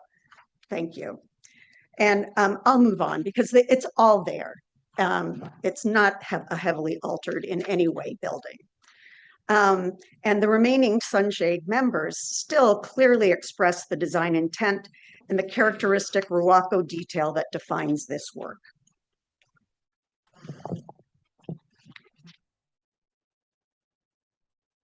And now back to Scott.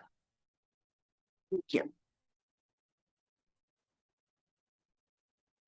One thing I'd like to add in addition to what Ione was saying with respect to its eligibility under criterion D, as a notable example of 2 master architects, is a letter that the board received dated November 18th, 2 days ago. And I hope that the board has had this letter. It's written by Mr. Todd Pittman.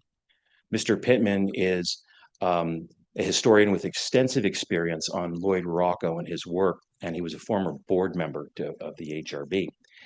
And last month, Mr. Pittman wrote a letter, submitted it to the board, and he wrote another letter in a little more detail, and I'd like to read that into the record if the board hasn't had a chance to review it.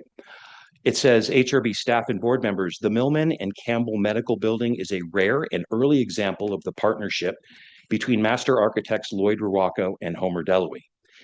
Designed in December 1958, it represents the earliest known extant example of their collaborative work and the only extant example of their commercial architecture within the city of San Diego. Notably, the building embodies the design vernacular of both architects. The sunshade and trellis elements recall features characteristic of Ruaco's earliest work from the 1930s, while the use of standardized construction methods and materials reflects the emerging approach that would define much of Delowy's later career. As a composition, this building illustrates the evolution of regional modernist architecture in San Diego and clearly qualifies for designation under criterions C and D, if not others. Respectfully, Todd Pittman. Can we go back? I know I have a little more time remaining. Can we go back into the presentation on the slide right past integrity, please, Megan? Keep going through slowly. That's good right here. So I'd like to take the opportunity to identify some errors that were made in the correspondence you've received on behalf of the property owner, specifically the Nexus memo that you've received. I could spend a lot of time here and just go point by point by point, but I haven't done that. I've really taken, I think, in both instances, the October memo and then the November memo, and I've distilled it down into 3, I think, really points that need to be addressed here. On page 5 of the October memo, Nexus erroneously asserts that nothing in the record demonstrates that examples of their collaboration are rare. That's not the case. The nomination report details that the property is the only extant commercial collaboration in the city of San Diego. If that's not rare, I don't know what is. Also on page 5, without support, it's claimed that this property does not add to an understanding of their careers or contributions. As I just read to you, subject matter expert Todd Pittman has noted that this property has a previously unseen title block, and Ione just discussed that, which underscores the gaps in our knowledge of their careers and their collaboration that this building fills. Also, the letter by Nexus notably omits original Mr. character. Jim, you're closing in on 35 minutes. You've gone past, but if you could wrap up in 1 minute. I'll do that. Okay. I might have two because the slides were a little slow on the uptake. You can have 2. Thank you. Have at it. Thank you very much. The Nexus letter also notably omits the original architectural drawings on file with the records department, which only the owner, I may add, can request. So this would have helped, I think, the Nexus letter come to some sort of a resolution in our favor had they obtained those documents. Specifically, the claim that the corner post is not original, the drawings would show that it is clearly an original feature. Next slide, please. Very, very quickly, in the November Nexus analysis, one of the biggest things that I was surprised by reading it, it said it mischaracterizes the history of the building. It claims that the building was, at best, a spec office building when it was built in 1959. This property was not a spec office. It was custom designed for clients who used the location for decades. This shows a fundamental lack of knowledge of the property, casting extreme doubt on all of the other analyses and conclusions. I won't go into the other ones because I don't have much time here.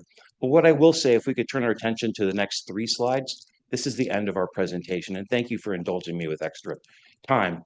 For the board's consideration, because staff is not proposing designation and they're not proposing draft findings for the board, we've taken the liberty of developing proposed motions for the board's consideration. 3 separate proposed motions under criterion A, C, and D. So this is a lot of information. I hope that if we go to the next slide, please, that's proposed motion 1 for criterion A. Here's proposed motion for criterion C. And then the final one, if we might go to that one, it's proposed motion 3 under criterion D. So we would urge this board to designate the property. There is, without a doubt, in my opinion, on our team's opinion, and in terms of the community, there's a wealth of knowledge and expertise that indicates and shows you unequivocally that this property is eligible for designation, should be designated, must be designated on or under HRB criterion A, C, and or D. I've written the proposed motions, the findings that the board would need to look at. So I would hope that you consider these when you deliberate in support of designation. Thank you, Chair Byers. Thank you for the board. Now I'm here for any questions, and so is Ione. All right. Thank you, Mr. Jim and Ms. Stiegler. So we have, as I mentioned, 4 other speakers in opposition who are going to speak separately. Roy McMacken, do you want to come on up? All right. Each of you will have 3 minutes. Go ahead. Hi, thank you. I have lived on Maple Canyon for 12 years, and the last 4 years in a multi-residential building I built half a block from the property we're talking about on the same slope as Maple Canyon. I've always been happy to have San Diego American Indian Health Center as a neighbor and remain that way. During that time, I noticed, appreciated, and was intrigued by the building at 2660 First Avenue. I thought it distinctive and springing from the mind of someone who was thoughtful and original. One element that especially intrigued me was the almost James Bond kind of swoop driveway into the parking thing that gave you overlooking the canyon. While doing research on the proposed building by the clinic, I was surprised to find out the staff didn't share my interest in the building, not even enough to require a report to find out more about it. Eventually, a community member did their own research, and I discovered the significance of the building. And my gut take on the building was vindicated. It's an important building with serious San Diego pedigree, very similar to Rocco's Walter Monk Clinic at the Scripps Institute that's on the National Register of Historic Places. I have owned many historic houses, and in fact own 2 Irving Gill houses and restored them. One we just bought that we're making into a house museum with my husband with the Athenaeum. Such buildings are important because they silently provide everyone who walks or drives a San Diego street a palpable sense of unique place and time. They also provide visual diversity to our city that can't be created by new structures. Buildings are like music. The era that created them can't be faked. Scattered amongst newer buildings, they are a key element of the built aspects of a city that elicits love for both its residents and visitors. All cities don't exist in a void. They need to have a sense of time and place. Great cities incorporate careful and thoughtful historic preservation as a tool to achieve this. For these reasons, the Milliman Campbell Medical Building by Lloyd Rocco and Homer Delaby needs to be preserved, both because it clearly meets many of the criteria to make it designated, but also because San Diego will be a more interesting city with it intact. Thank you. Thank you very much. Vicky Estrada.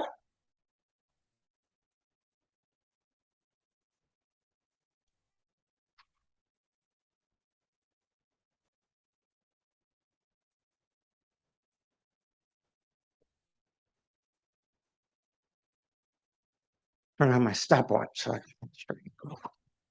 Right, I'm starting it now too. We'll be in sync. Okay. My name is Vicky Estrada. I'm a landscape architect. I've been practicing in San Diego since 1975, 50 years. I've had the privilege of contributing to numerous projects, pretty important ones like the Balboa Park Master Plan and Central Mesa Precise Plan. And in addition, I have served on several boards. The one that's more relevant to today, I spent several years on the county, San Diego County Historic Site Board. But what these experiences have done, they've afforded me a deep understanding of our region's historical, environmental, geographic, and design context, how they all come together. And regarding today's topic, I strongly advocate for the historic designation of this property and structure. The existing building and site plan, of course, if you heard over and over, were designed by Lloyd Rocco and Homer Delaby. But my comments today are going to focus mainly on criterion A and D. Criterion A, community development.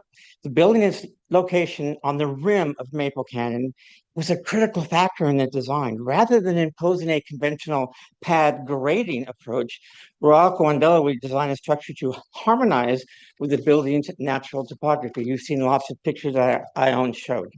The parking area was placed below the main structure, supported by posts that minimized grading and preserved the canyon's form. As a founding member of San Diego Canyonlands, I must emphasize the exceptional importance of our city's canyon system, a defining feature that distinguishes us from other metropolitan areas. This project exemplifies the sensitivity to landscape and context that later became the hallmark of San Diego's modern design philosophy.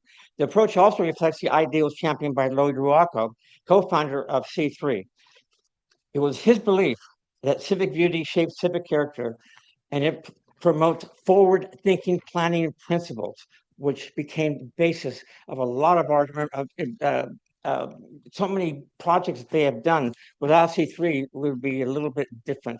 Canyons would have been developed. Criterion A, landscape development. Architects were very careful in their design, ensuring that the adjacent Maple Canyon, a city-designated open space, would not be subservient to their building. The views of the canyon would not be dominant upon entering the canyon, would be dominant, and parking beneath, making the open space a very key part of the building character. Almost done. Criterion D.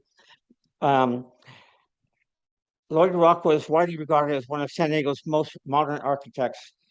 So he was pivotal in advancing San Diego's transition from revivalist styles to a distinctive regional modernism, responsive to climate, topography, and local my mouth is dry.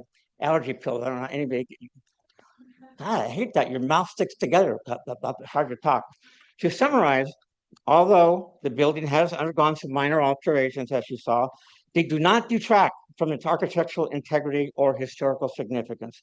The structure's thoughtful integration with the Maple Canyon topography and its authorship by true master architects firmly justify the historic resource under criteria A and D.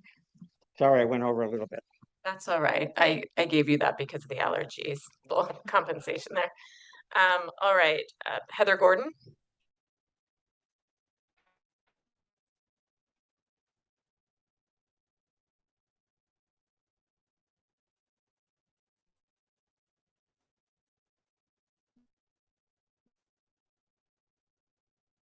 I think you played musical chairs since last time.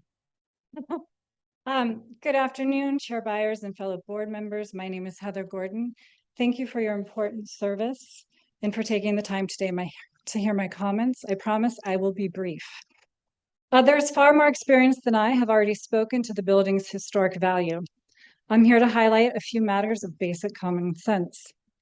The lot is designated as steep slope in ESL, or environmentally sensitive lands. And I'm sorry, I have to apologize for the all caps. I don't speak in PowerPoint, so I promise I am not yelling here.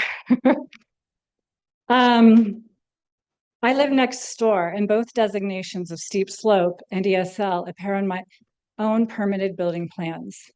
Under today's codes, any replacement on this parcel would almost certainly be smaller in footprint.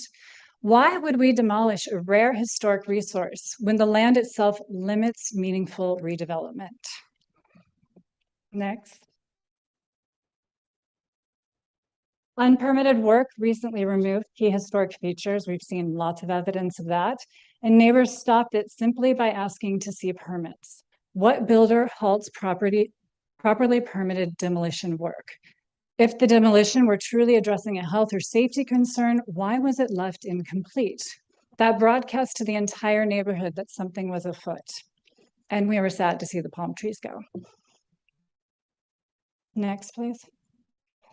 Preservation laws recognize that significance doesn't depend on a property owner's preference, it depends on the resource itself. In this case, as a federally funded nonprofit organization, the owner has an even greater responsibility to follow the rules and comply with the same laws as the local community whose taxes support it. Respectfully, the city's decision to evaluate this property in its altered state undermines those shared values, as does the city staff's failure twice to request a historical report, despite the building's age of 67 years and its provenance. And it seems odd to me that I was the first person to identify the architects by simply reviewing the permits, even though there was an active permit on the books. Next, please. Rocco and Deloy believed architecture should belong to the land. You can feel that at this property. The slope, the light, the canyon, the building isn't fighting its site, it's part of it. And it's part of the eclectic character of our neighborhood. A community is not complete without reminders of its history. Next, please. In preparing for today, I reviewed your 2024 annual report and was struck that only 2 of 29 designations last year were commercial. It's possibly only one wasn't listed. But 1 out of 29 or 2 out of 29. I mean, this makes sense. The Mills Act incentivizes residential owners. Thus, historic commercial buildings are disproportionately left unprotected, even though they contribute just as much to our civic story and fabric of our community. So far this year, the city has designated only 2 buildings, but on the national level. So voting to support this worthy building would make it the one local commercial designation in the city of San Diego for the entirety of 2025. Next, please. This building isn't just any commercial resource. It is one of only 2 commercial collaborations by Rocco and Deloy in the entire world. If it were an animal, it would already be considered endangered and have protections. This is rarer than a panda. Once it's gone forever. Please vote to support designation under A, C, and D. Thank you. All right, thank you. And one more speaker in person, Paul McSweeney.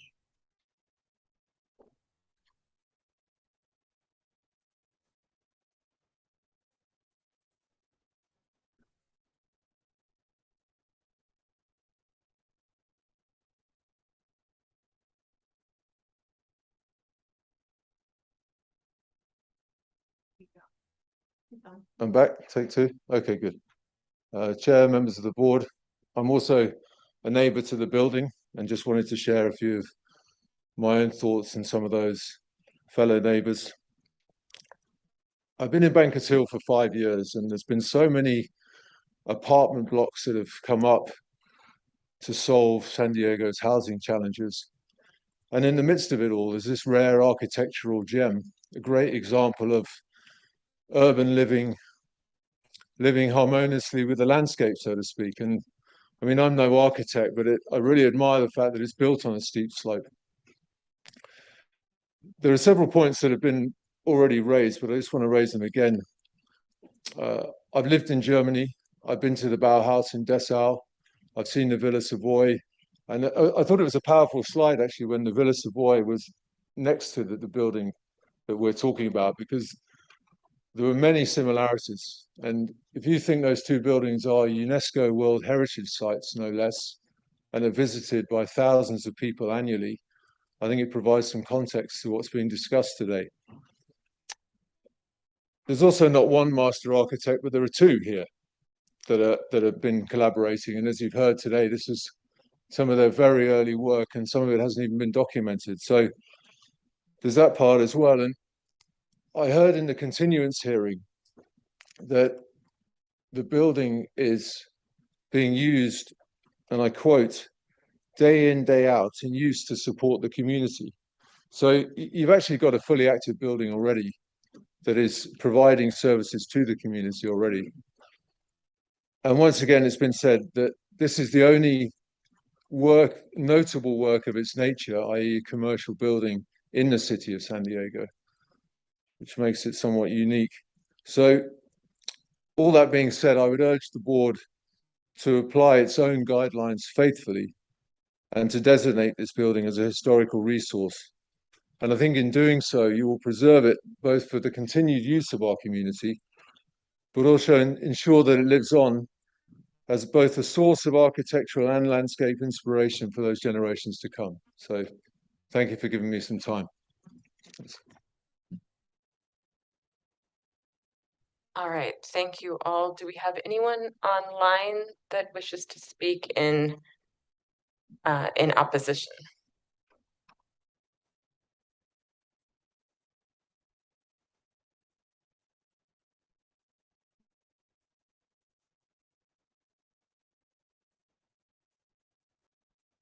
All right, what I'd like to do is capture all of the opposition, so include those folks online. So if you're online and speaking in opposition, please keep your hand raised. And then I want to go for a quick break for about 5 minutes before we hear those members of the public who are in support. So, Mr. Koontz? Thank you, Chairman Byers, the members of the board and city staff. Bruce Koontz, Executive Director, Savor Heritage Organization. Just wanted to talk a little bit about the need for a permit and the need to review this property as it was when the historic report was submitted. Prior to the 2007 decision that resulted in the city code of 132.0202, it was a kind of a free-for-all out there, and in a very quick succession, we had consultants at that time, not the current consultants, advising their clients routinely to remove character-defining features from historic resources to avoid designation. We had lost, and like I said, in quick succession, an Oriental-influenced bungalow in Mission Beach that had these wonderful Oriental eaves. Russell Forrester in La Jolla that had was one of the first mid-century modern houses he built. With also wonderful eaves. You'll see a theme here. And then Irving Gill in La Jolla, where they cut the rafter tails off, also Oriental influenced. Plus the project that led to this 2007 decision that you have to review the property the way it was at the time of submission. This was routine. They were using this all the time to avoid the designation process. And it was just a free-for-all, and it's terrible. Plus, the code also states if you're looking on a potential historic resource, if you're looking at removing character-defining features, it does indeed require a permit. To reward this activity now would, signal a return to those days before 2007. We once again would be facing many resources that are mutilated before they get to your board. So please review this as it was when it was constructed. I mean, when the report was submitted, because that is the true measure of this resource, this very important resource. Thank you very much. Thank you. And Elliot's 13. Are you speaking in favor or in opposition? I am speaking in favor of designation of the building in question as Okay. a Then go ahead. historical. Sorry to interrupt. Then go ahead. You have 3 minutes. Oh, I won't take nearly that much time, but let me first say that I would like to thank the chair and board for your service, maintaining the character of the community on behalf of the residents. It is an essential service. I've lived and traveled many places around the world in many cities, and the one thing I consistently hear is a regret afterwards that changes to the character of the community have left the communities devoid of that original character and quite honestly, it's seeming very vanilla, plain vanilla. So the fact that we're considering each building as its unique contribution to the community, I think is a vital service. I think in regards to this particular building, I think, most of the points or all of the points have been raised, I think, very articulately, and I certainly won't repeat them, but I am in support of them. I think that's the primary comment. I think the only thing is I hear the deliberations. I think the divergence between like the staff recommendations and the community voice is so divergent. It's a little concerning. And so obviously in that context, I encourage the board to be very prudent and judicious in both the process it looks at this particular site and takes the time to do so because as the previous speaker had mentioned, once it's over, it's done and you can never bring it back. With that, I will conclude my comments. And can you please state your full name for the record? Sure, of course. Elliot Feldstein. Okay. Thank you, Mr. Feldstein. With that, do we have any more hands raised online? Okay, well, before we then hear for those folks that are in favor of staff's recommendation, I would like to call for a quick break. So if we could return back here at 3 o'clock to restart, that gives us 8 minutes. Thank you.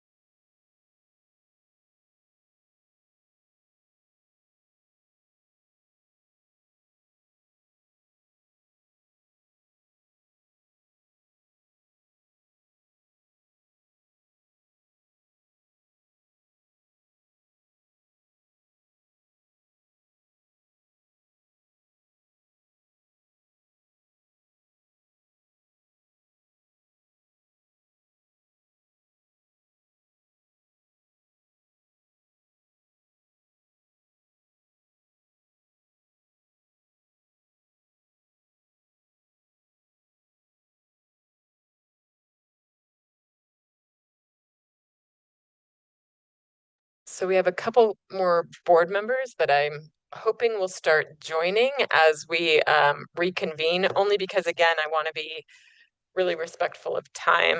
So we can start going through some accounting here. So we'll call the meeting back to order at 3:01. We'll do roll call and then recognize the other board members when they come in. So Vice Chair Taylor, Present. Board Member Friedberg, Present. Board Member Provence, Board Member Miller, Present. Board Member Farley, Present. Board Member Sophia, Present. and Board Member Cortez. Present. Great timing, you two. That was amazing. Okay.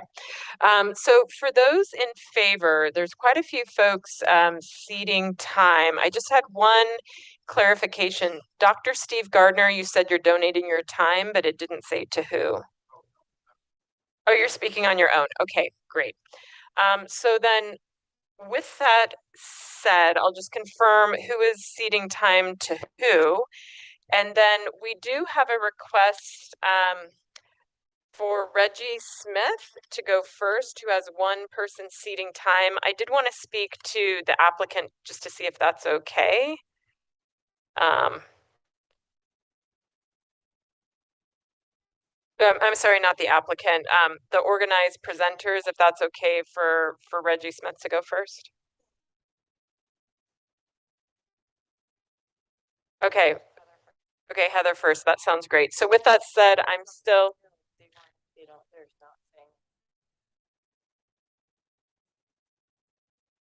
Would you please come to the mic and clarify?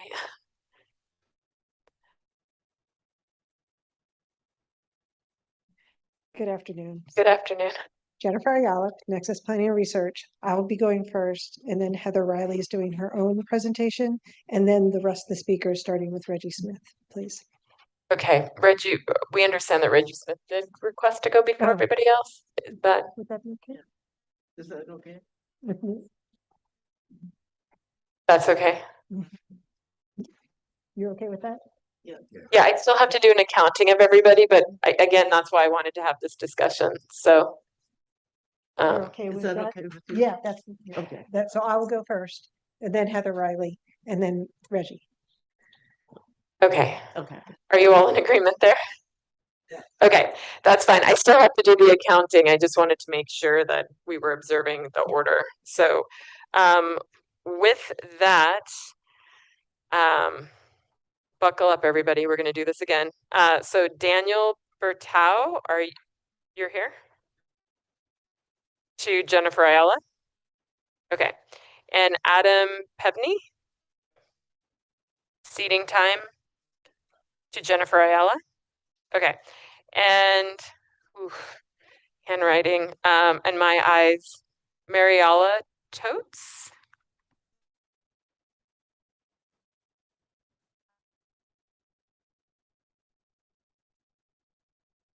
Mariala or Marianta?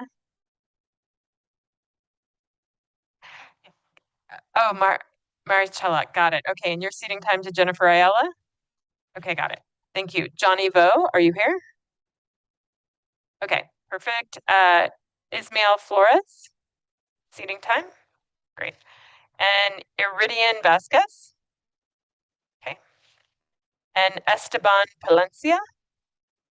Thank you. And Rosemary McCartney? Thank you. Brittany Hawkins? Thank you. Zulema Montier? Thank you. Sorry about that. I can tell people were quickly writing to get in here. Kevin Lachevel? Okay.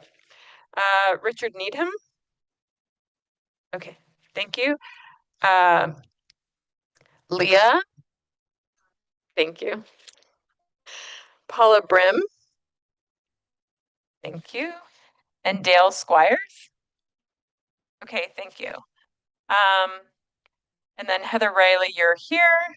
And just to double check on who's ceding time to Ms. Riley, Alex Barachorini? Barachini, great. I'm learning so much today. Thank you. Nick Bea, thank you. And Meredith Rickers. Okay, thank you. And that's all to Ms. Riley.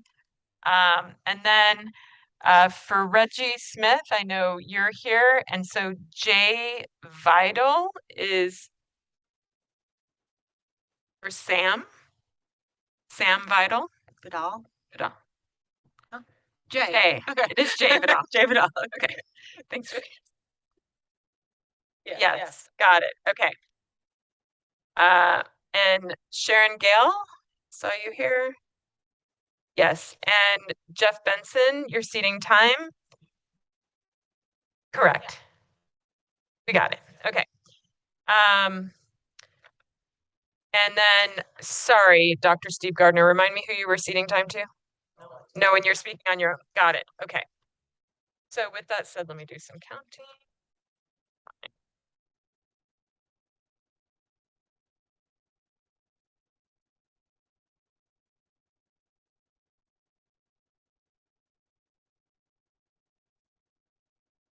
All right, so Ms. Ayala and and Ms. Riley, you all have more than enough time to have that 25 minutes you were talking about. And then Reggie Smith, you will have 6 minutes.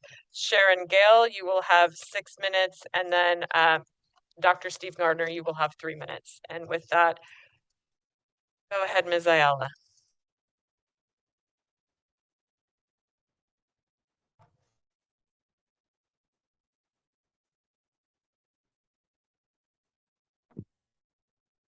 Good afternoon, Chair Byers and members of the Historical Resources Board. Thank you for the opportunity to speak.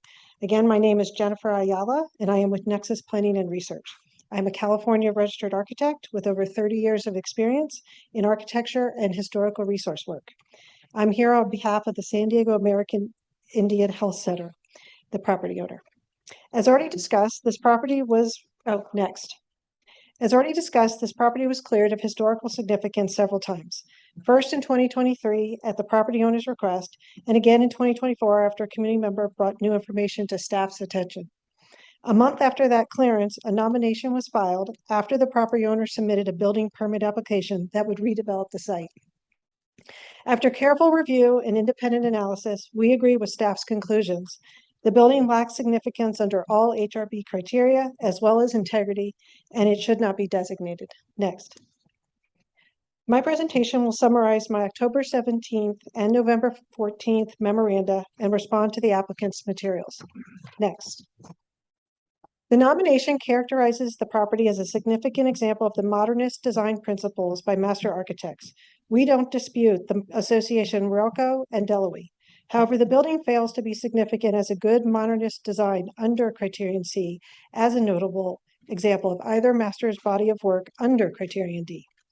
The applicant recently added new arguments under Criterion A. Regardless of all the information put forward, none of the evidence is directly connects with the property with any significant aspect of historical, aesthetic, landscape, or architectural development under Criterion A. In addition to these reasons, the property has a number of alterations that result in a loss of integrity. Under the city's guidelines, integrity is required for designation. Next. Starting from the building's development.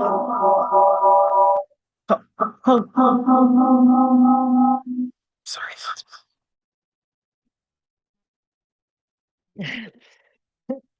Starting from the building's initial development, the property was purchased by Dr. Millman and Sylvia Milton in 1957, with a half interest conveyed to Dr. Brent and Rita Campbell in 1959.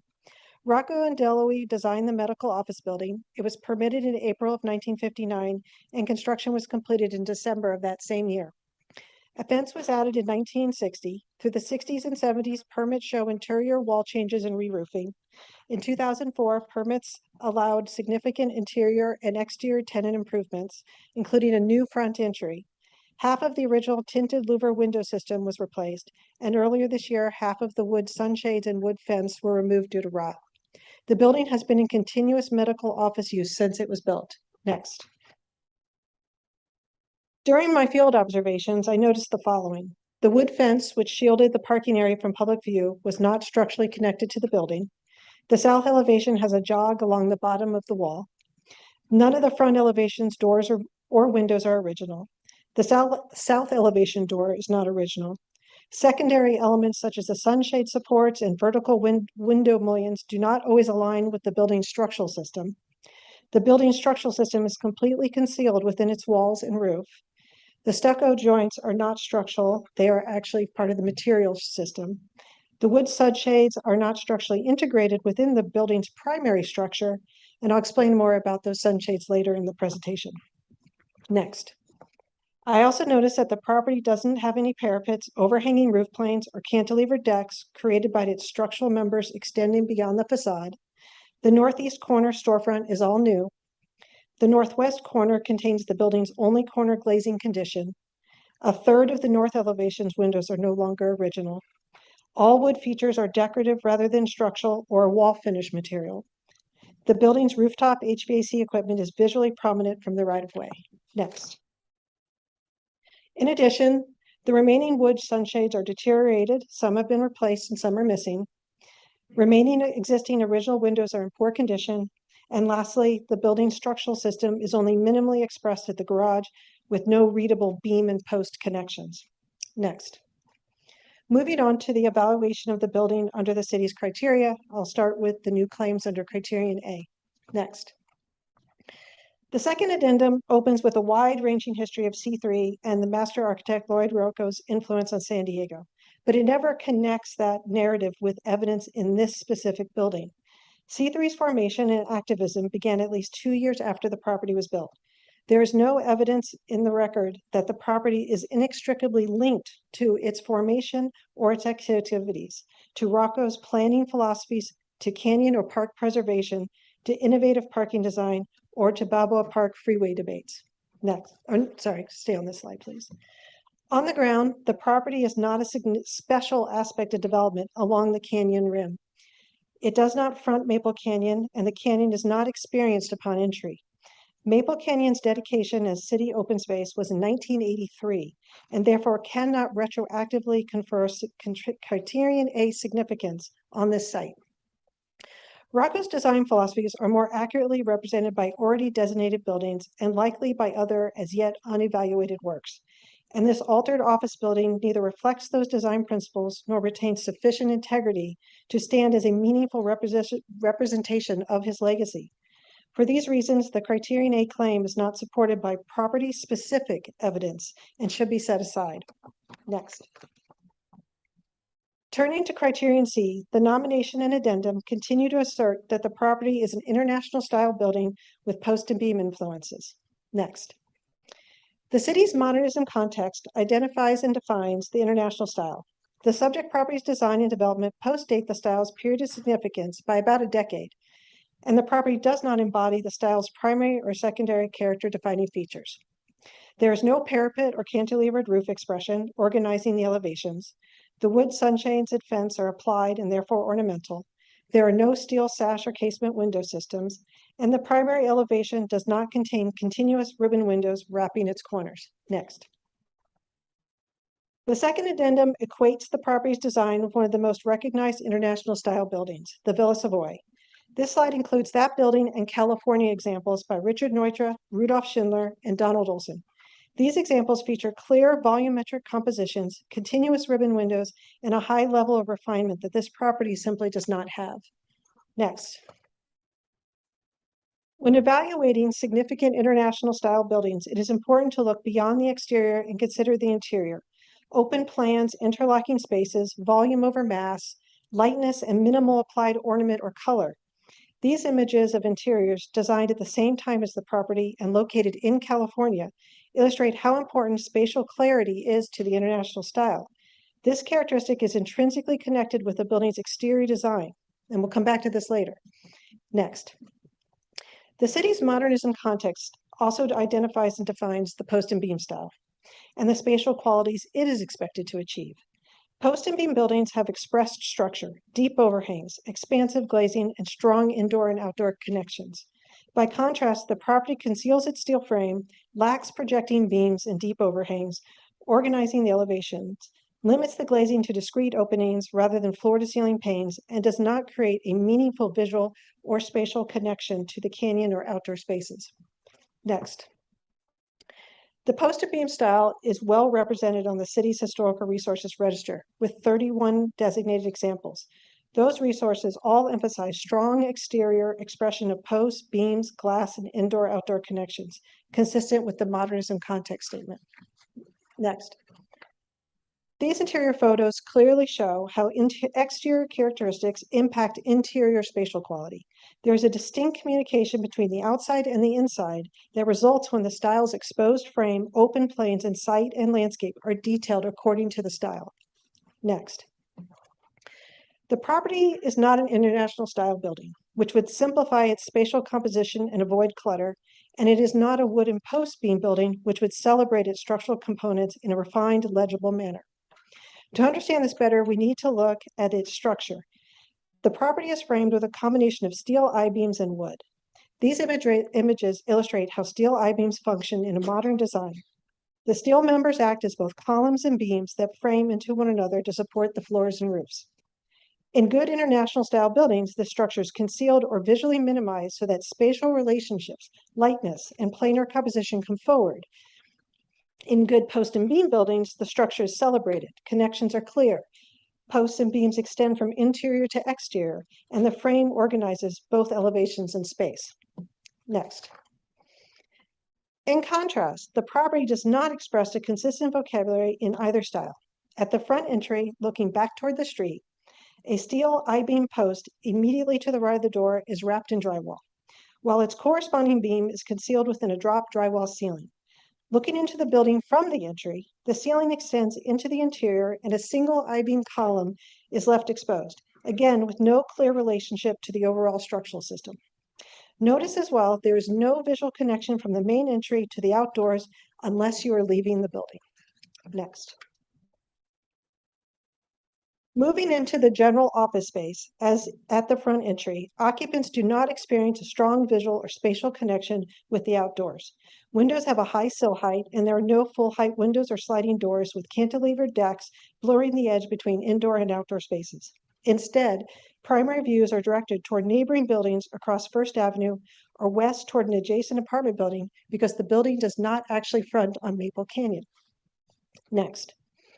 The next 4 slides are going to focus on the building structural system and illustrate how weakly this building embodies modernism. In this view from the general office space, a mix of structural members and finished materials are visible, including segments of drop drywall ceiling alongside exposed electrical and mechanical equipment. The interior is neither a clean, clear, international styled space, nor a clearly organized post and beam interior. Rather, it is a visually cluttered environment lacking order. Next. Zooming in, we can see how all of these elements begin to come together. We have steel I-beams supported by steel I-beam posts. We have wood joists, and we have connected to the bottom flange of the steel I-beams, and the I-beam webs are infilled with wood blocking. Next.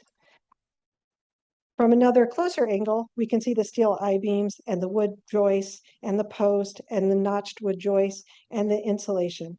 Even painted white, the ceiling reads as a jumble of elements rather than a clear structural expression. Next.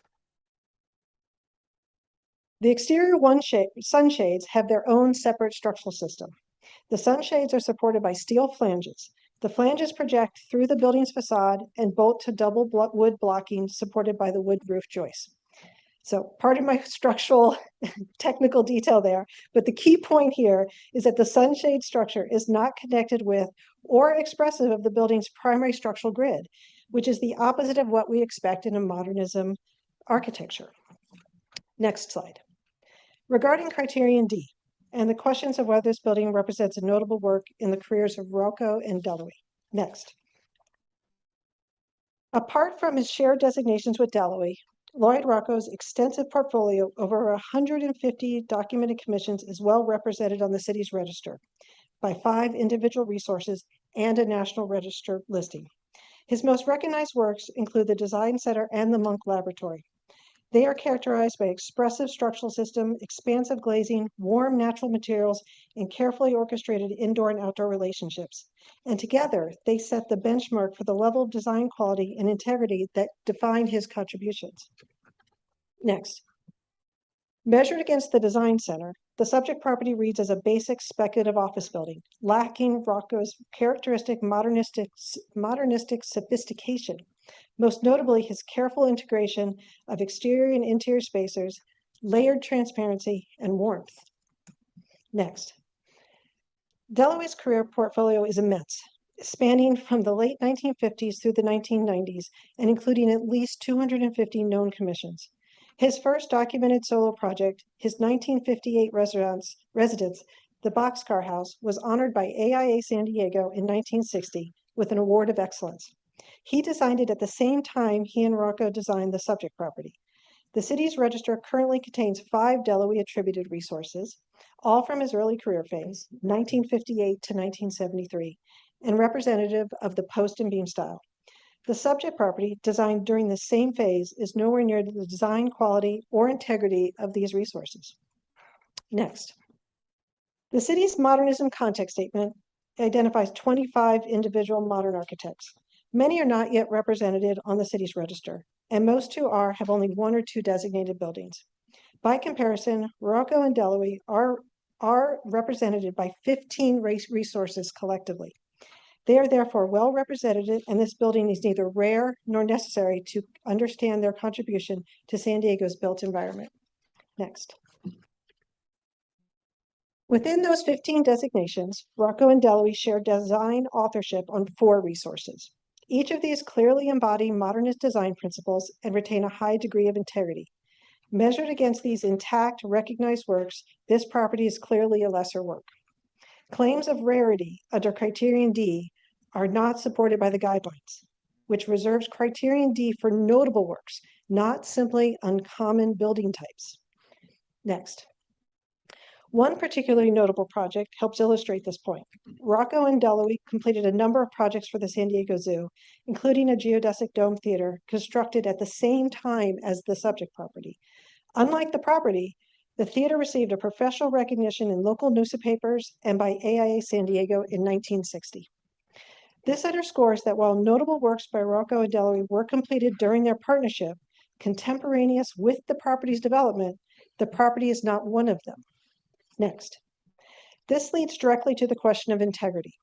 Under the city's guidelines, integrity is mandatory threshold for designation and is evaluated based on the building's current intact condition, not on whether missing elements might be repairable or replaced in the future. Next. We have ample evidence that the building contains significant alterations. In addition to evidence previously discussed, we also have the 1970s video footage from the city's archives. Next. These enlarged images show the former rooftop wood roof screen and the entry's original configuration of 3 full-height tinted windows and/or sliding doors. The original entry was removed and replaced with contemporary aluminum framing, clear glazing, horizontal mullions, and a low spandrel panel at the floor. Next. Taken together, the permits, archival footage, and current site conditions confirm that the front storefront and entry, front and north elevation window systems, rooftop screen, wood sunshades, fence, and south door have all been altered or removed.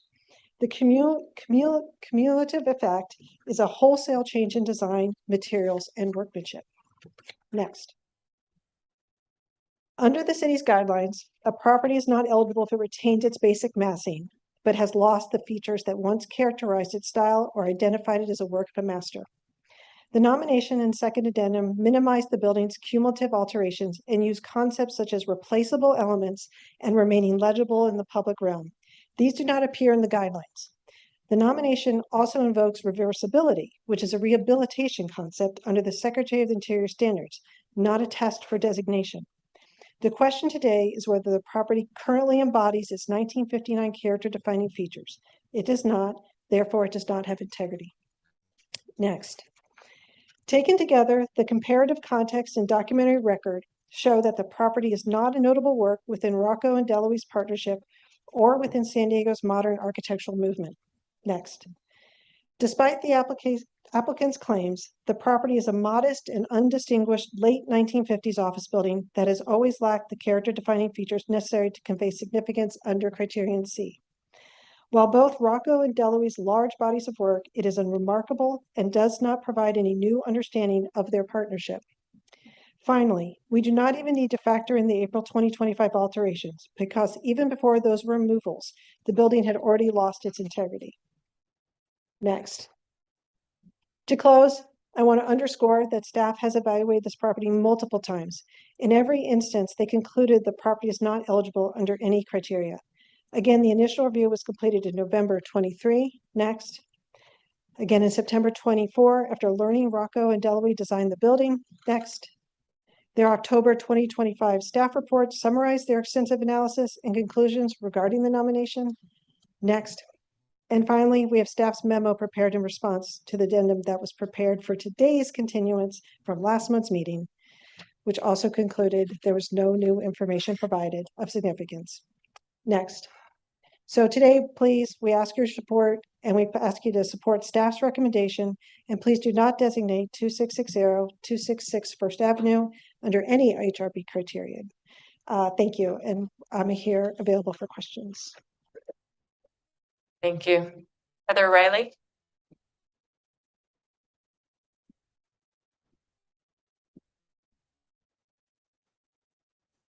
Ooh, glasses, do they belong? Or yours?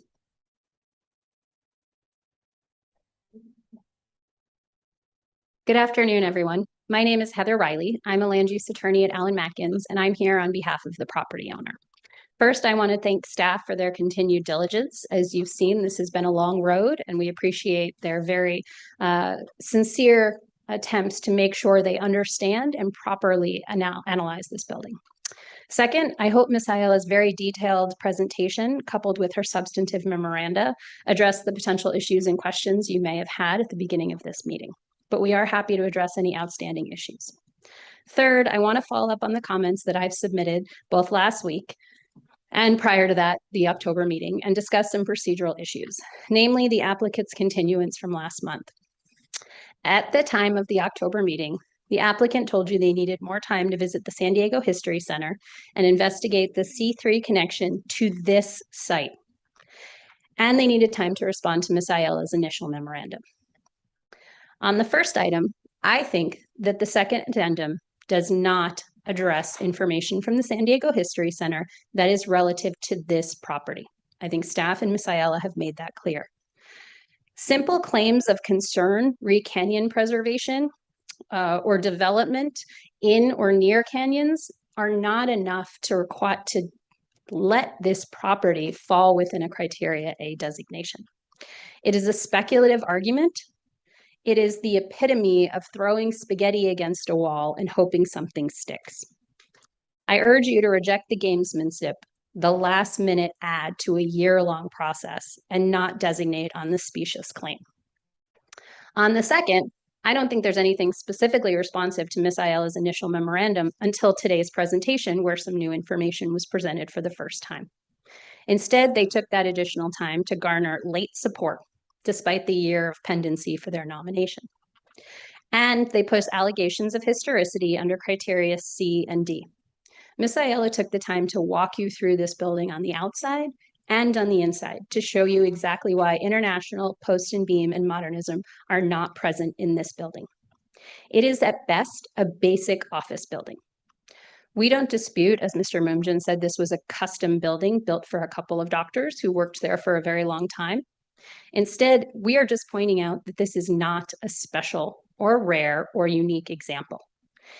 Simply providing an onslaught of information in a 35-minute presentation and multiple applications cannot change the basic facts of this building and its lack of historicity.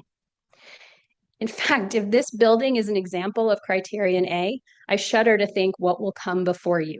Every building built on a canyon will now be potentially and arguably precedential examples of historic buildings. That's going well beyond the bounds of reasonableness. Importantly, the applicant continues to ignore the specifics of integrity, which are severely lacking for this property. and would instead push for a new standard that is not codified in your guidelines.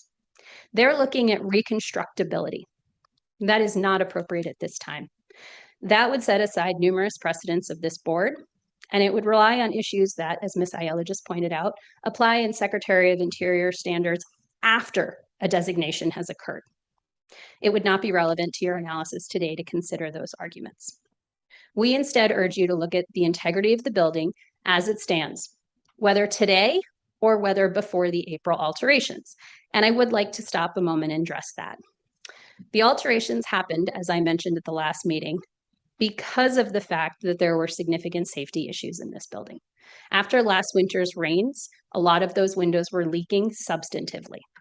Some of the wood fencing behind the parking and the sunshade had fallen off due to significant rot. Blue investigated because of neighbor complaints. When Blue was contacted and when the investigation was begun, staff instructed the property owner to halt all work at this site. That is, as Mr. Mumjian said, the time where work stopped. Work did not begin again because staff asked us not to because of this pending determination. Nothing nefarious was intended to happen here. Nothing nefarious was or is happening here. If you choose to look at it before April or after April, the exact same conclusion is reached. This building is not a historic designation. Ultimately, what I would say to you is that we ask, deny the applicant's request, which has been made over the property owner's objections and after numerous delay. At the end of the day, the continuance was unnecessary, but here we are. Please don't put this property owner through another lengthy process. Please look at the information that is presented to you. This building is not historic, and the neighbors' collective efforts to stop redevelopment of a tired and outdated office building at all costs should be rejected. Thank you for your time. Our team is available if you have questions. Thank you. Reggie Smith. Thank you for being here and thank you for your patience today. Thank you so much for permitting us to speak to you today. I am Reggie Smith. I have formerly served as a Commissioner for Arts and Culture for the City of San Diego and also served as the Director of Public Art for the County of San Diego. I wanted to speak about this building. I have visited it several times and was surprised to even see that it was coming as an issue before you today. The building is deteriorating. It's in very bad shape. I consider my thoughts about this building in terms of having met Homer Deluy several times as my job as the Commissioner for Arts and Culture. I think how he would think of this building today. The building does not meet the standard that Homer Deluy, as a person, as an architect, believed in. He was such an amazing man, an amazing architect, amazing artist, and someone who truly loved our city. Homer Deluy designed many buildings, many homes, many commercial buildings, and they have been recognized by this board and by the City of San Diego as historic sites. This would not be one of them. I ask you today to please look at this building, consider the information you've been giving, to look at the standard that we measure our buildings by for historic sites, and to reject the idea of even thinking of this as a historic building. I think that we have received information today that shows there's nothing historic about it. And thank you for the work that you do for our city, and thank you for giving me time to speak to you. Thank you. And now Sharon Gale.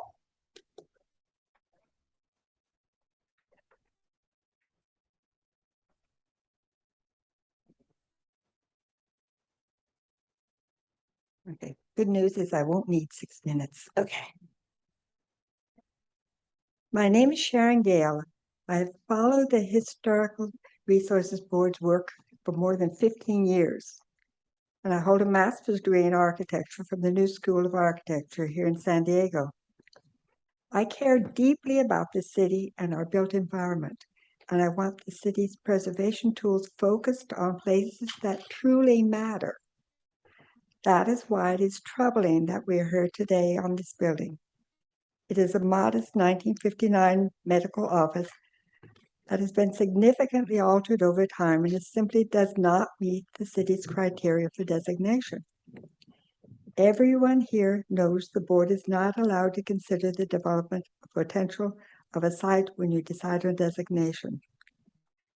The neighbors know that too. That is exactly why they are working so hard to squeeze this tired building into the historical resource box.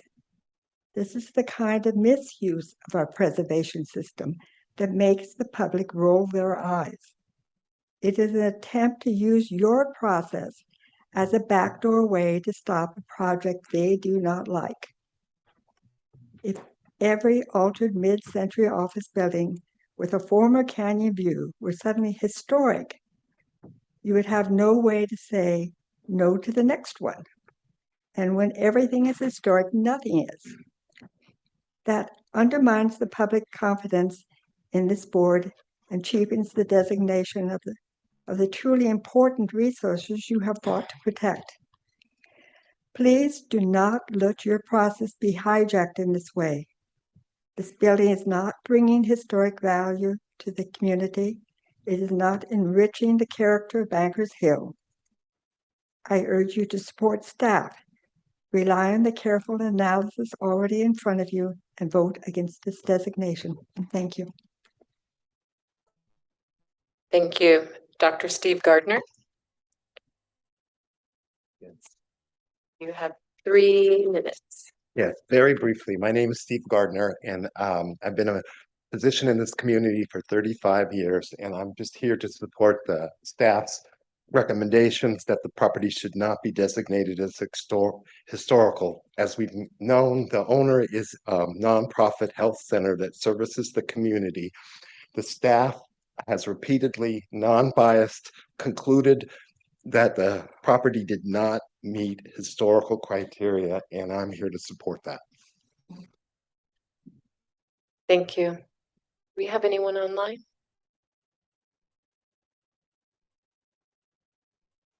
All right, we don't see anyone online with their hand raised. Is there anyone else from the public who wants to speak on this issue?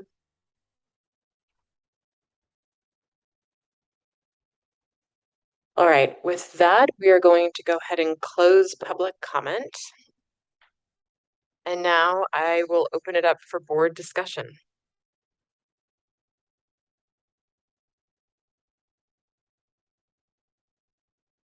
All right, board. Oh, Mr. Cortez, sorry. I have a question for the applicant, Mr. Mumjin, or someone else may address it as well. And that question is the continuance from last month was requested, one, because of the letter provided by Nexus Planning for time to respond, but it seemed the emphasis was placed in some documents or research that you were looking to obtain from the San Diego History Center. I know you did address some items in Ms. Mujin's prior report you identified was or letter that was late in context of the meeting date. But did any new information arise out of the San Diego History Center that we should be aware of that wasn't specific or specified?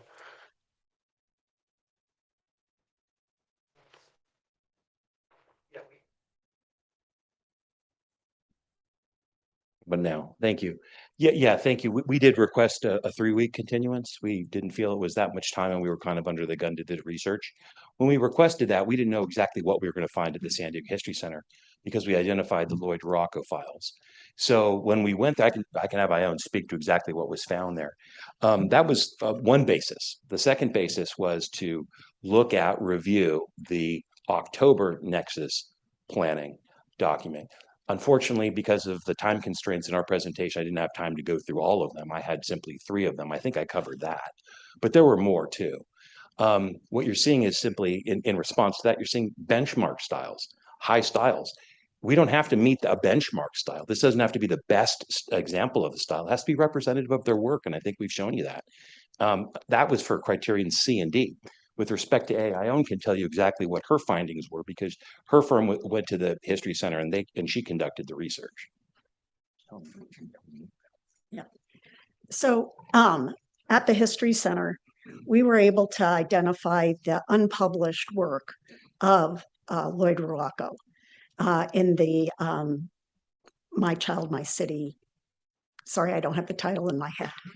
And through that, we were able to clearly identify that there's artistic and architectural moments expressed in this building that follow his unpublished philosophy. We were also able to identify several magazine articles and a interview that was done by 2 of the architects, my apology, and we didn't have time to put this all into our response, but what was really fascinating was that there was here, Sam Hamill and James Britton were interviewed, and they expressly went in, and they were interviewed about Lloyd Ruocco's life and history and what he added. And they expressed the fact that he went to Berkeley, even though Berkeley was more of a traditional Beaux-Arts approach to teaching. Right at the moment, it switched from Beaux-Arts to looking at modernism.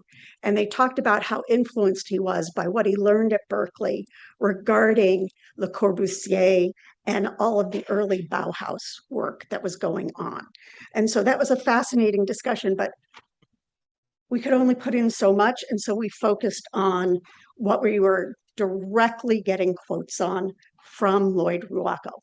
And while they say that we found nothing regarding this building, it's that we found the inspiration for this building, the inspiration for what became land use planning and the heart of C3 just 2 years later after this building had been built. He's expressing his ideas early, and then he's being able to organize the community and move forward with land use development plans that come into effect. And that's what A is about. A is about its role in San Diego's history writ large, not specific to this building. As far as the fear that this is going to mean that every building on an edge is now going to be able to be designated, no other building we've shown meets the fact that it is a Delowe and Ruocco, 2 master builders. And that's why it's getting designated along with criteria as A and C. So that's the essence, I think, of what we were able to research and find hours down there at the History Center. It was too much to put completely into a report. And while we say 3 weeks, as you all know, I think we had like 10 days before we had to turn it in because it had to be turned in 3 weeks in advance of this meeting. So it was a yeoman's effort within a 10-day period. And it was not a spec built, and it would never have floor-to-ceiling windows. It was designed as a medical office. Who'd want to be unrobing with floor-to-ceiling windows? It was very purposefully implemented the way it was designed. Thank you. I appreciate the response and the diligence on your part of that, following up at the History Center and providing that feedback for us. And I'm going to save my comments until, other board members have any questions that may provide a little more light. Well, I actually wanted to, I guess, a clarification.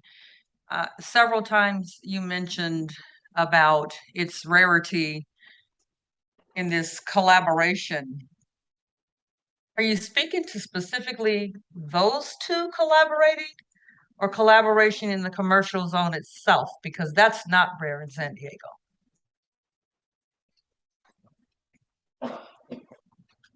It's specifically for those two. Okay. It's it's the rare last one in the city. I was thinking, I'm like, that's not rare in Yeah, San Diego. my apologies if I was speaking too broadly for you before, but yeah, Thank you. specifically.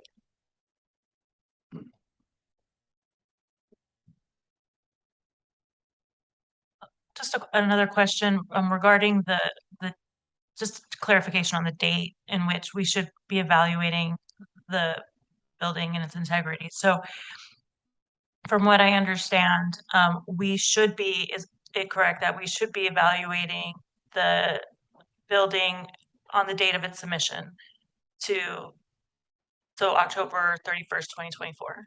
Is that correct?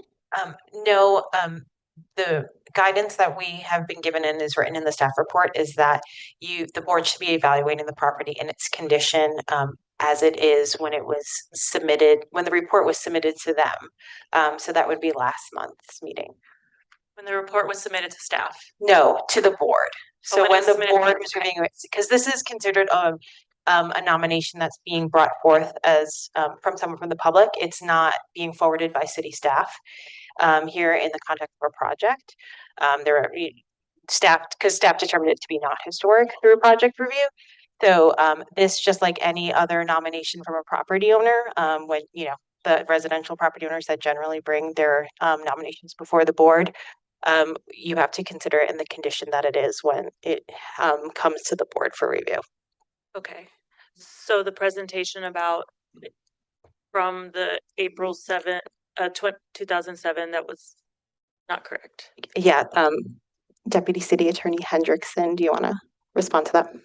Right, I had a similar question. So the reference was to the city attorney memorandum of law from 2007, right? Yeah, so is this on? Sorry, new building. Okay.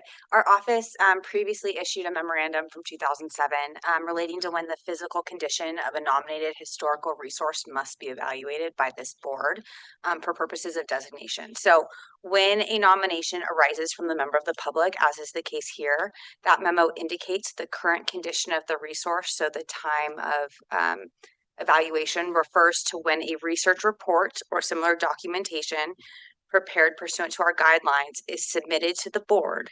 And the reason is that submission, similar to a project application submitted to the city for a permit, is what triggers the review for designation.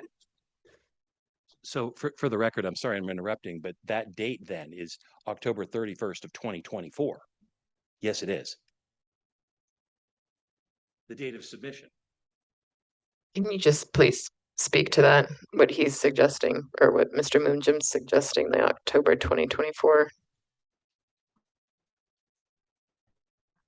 Sure. So again, our previous advice in the memorandum from 2007, it's a memo of law ML 2007-7 says the current condition is when it is submitted to the board. So submitted to the board because that submission is what triggers the review. What triggers it, correct. October 2024 state submitted. Submitted to the board, not submitted to staff, submitted to the board. One and the same. How we would have loved to have gotten here 11 months ago, but it's submitted to the city of San Diego. That, as a member of the public, this is our only vehicle. It's to submit voluntary nominations directly to the city through the city's submittal process. That is how we do it. That's how everyone does it. There's no differentiation. I mean, I could walk it to the planners, I could mail it to the city clerk, but the way we do it is we upload it to Acela. And when we did that, that was the date of the submittal. In fact, I have correspondence indicating that that was the date that it was received by staff. Okay, thanks, Mr. Moonjim. Thanks.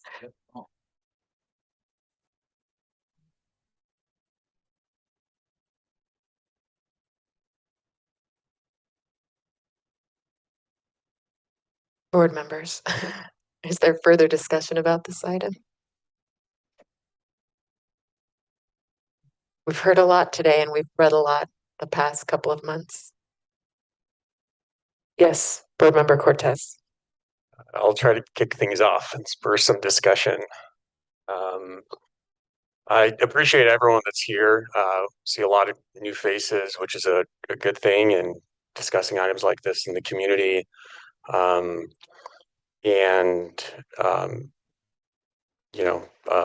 I've heard, and taken into account all of it. Have pages of notes here that I probably won't get to all of them, but I will just walk through the different criterias, A, C, and D. Under A, I wouldn't use the analogy of throwing spaghetti against the wall, but I would say that trying to connect this with preservation of canyons is a true stretch as it relates to urban planning and preservation of our canyons. This site does not extend into the canyon. It simply sits at the rim of the canyon with improved properties below it. And the site has to get into some of the weeds for the designers out there, the site has nearly a 90% lot coverage for impervious area, meaning that there's only 10% of the site left that could actually absorb rainfall and has any potential for actual natural vegetation. That's not preservation. If all of our canyons were treated that way, we'd have 10% of the natural canyons left and 90% of concrete. In addition, the idea that this architecture type and design was meant to preserve and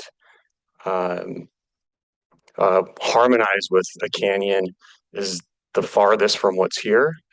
The idea that a post and beam structure preserves canyon is correct in a lot of contexts that you see over the hillsides in Point Loma, where the post and beam protects the natural terrain below it. In this case, the posts simply are there to maximize parking and concrete services. In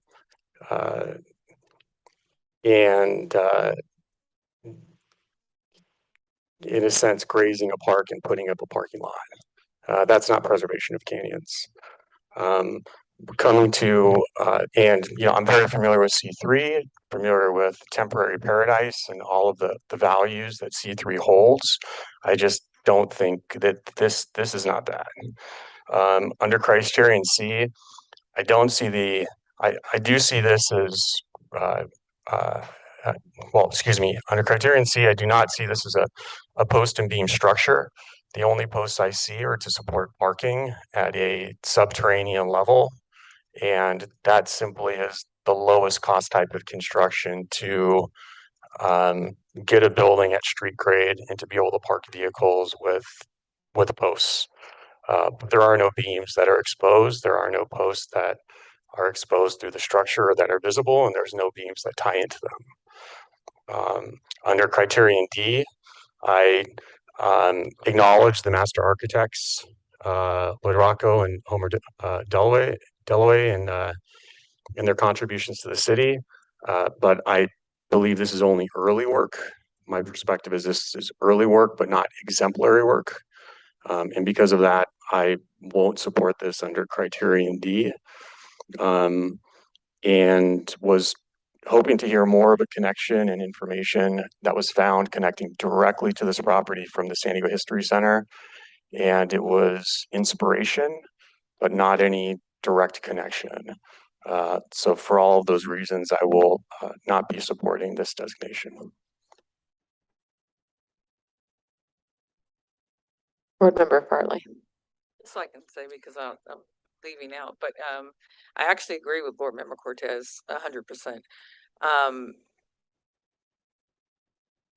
I really did expect, because it has been a long time, that we would come in here today and actually hear some more, or something else would have come back from that visit with the History Museum, that we would have a lot more detail. And so when you say we ran out of time, or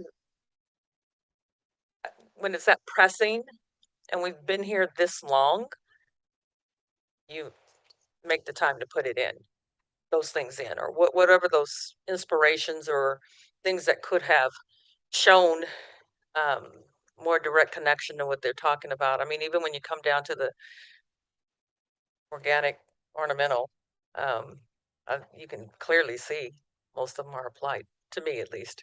But with that, and knowing that it's not rare in San Diego, and the same with the canyons, we got tons of commercial properties on canyon sites.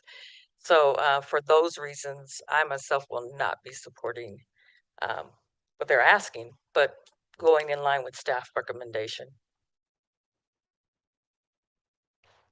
Thank you, Board Member Farley. Board Member Provence. Thank you. And thanks to everybody who's spent so much time discussing this today.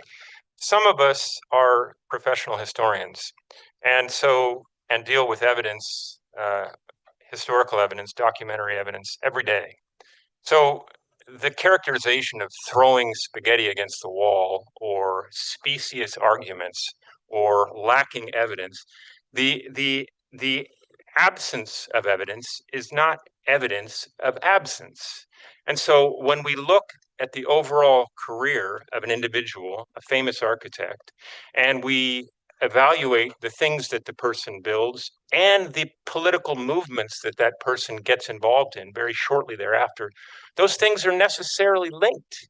And despite the fact that one doesn't come up with evidence specifically saying, I designed this building and I was thus inspired to protect canyons, if the two activities take place, they are linked. And they're linked in the lives of the individual we're talking about. So this is a kind of from a historical standpoint, I think this is not a credulous, it's a disingenuous argument, actually, that these things must be linked in this way and that there must be a document that links them. No, it's not the way that evidence works. And it's not the way that history works. So I object to this argument, and I find it unconvincing, in fact. And so the evidence for criteria A is present, I think. Whether or not the building and the work of the political activism, the contribution to the city and this particular building, that's a different question. But I think that the argument that these things can't be linked because nobody found a single document that puts them together, I think this is it's not a credible argument.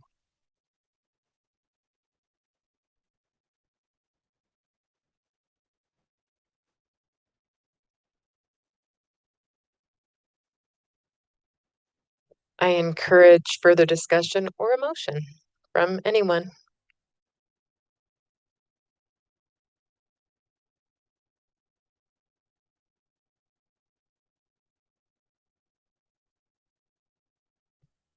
Quiet board today. I'll make a couple of comments then. I thought, Reggie Smith, I thought your comments were interesting about, what would Homer Delowe think today with his robust career, looking back on this building. And as an architect who, is now about 27 years into my career, I've been thinking that too, and I've been reviewing this building, and I'm such a fan of both of these architects, and we don't have the benefit, right, of having them here today to have them look back on this building and say, is this one of the ones that was one of their favorites, or they thought exemplified those things that they were trying to do.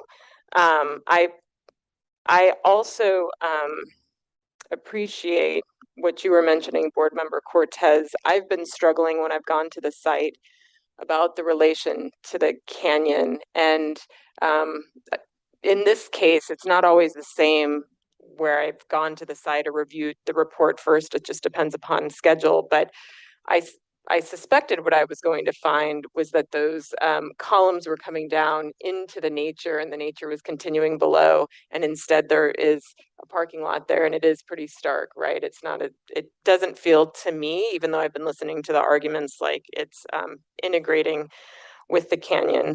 And finally, what I was going to say, Ms. Ayala, your examination of the structure and those photographs from the interior, which we're looking at the post and beam, were very compelling as well too, right? So I am not inclined to support the applicant and the nomination.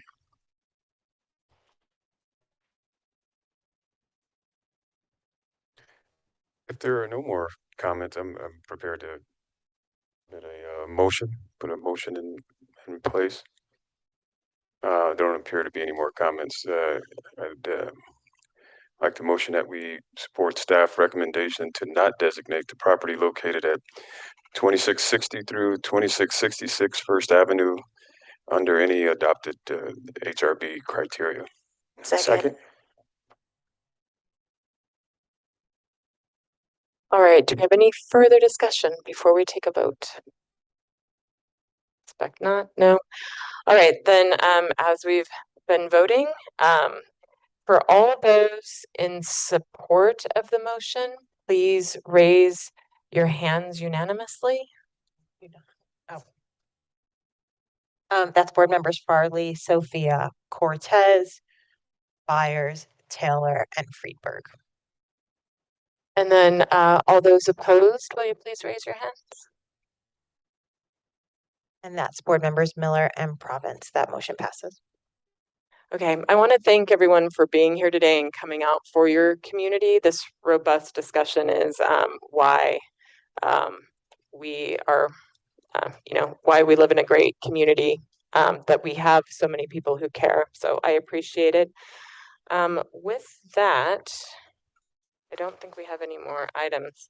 I will go ahead and adjourn this meeting at 4:02. Thank you.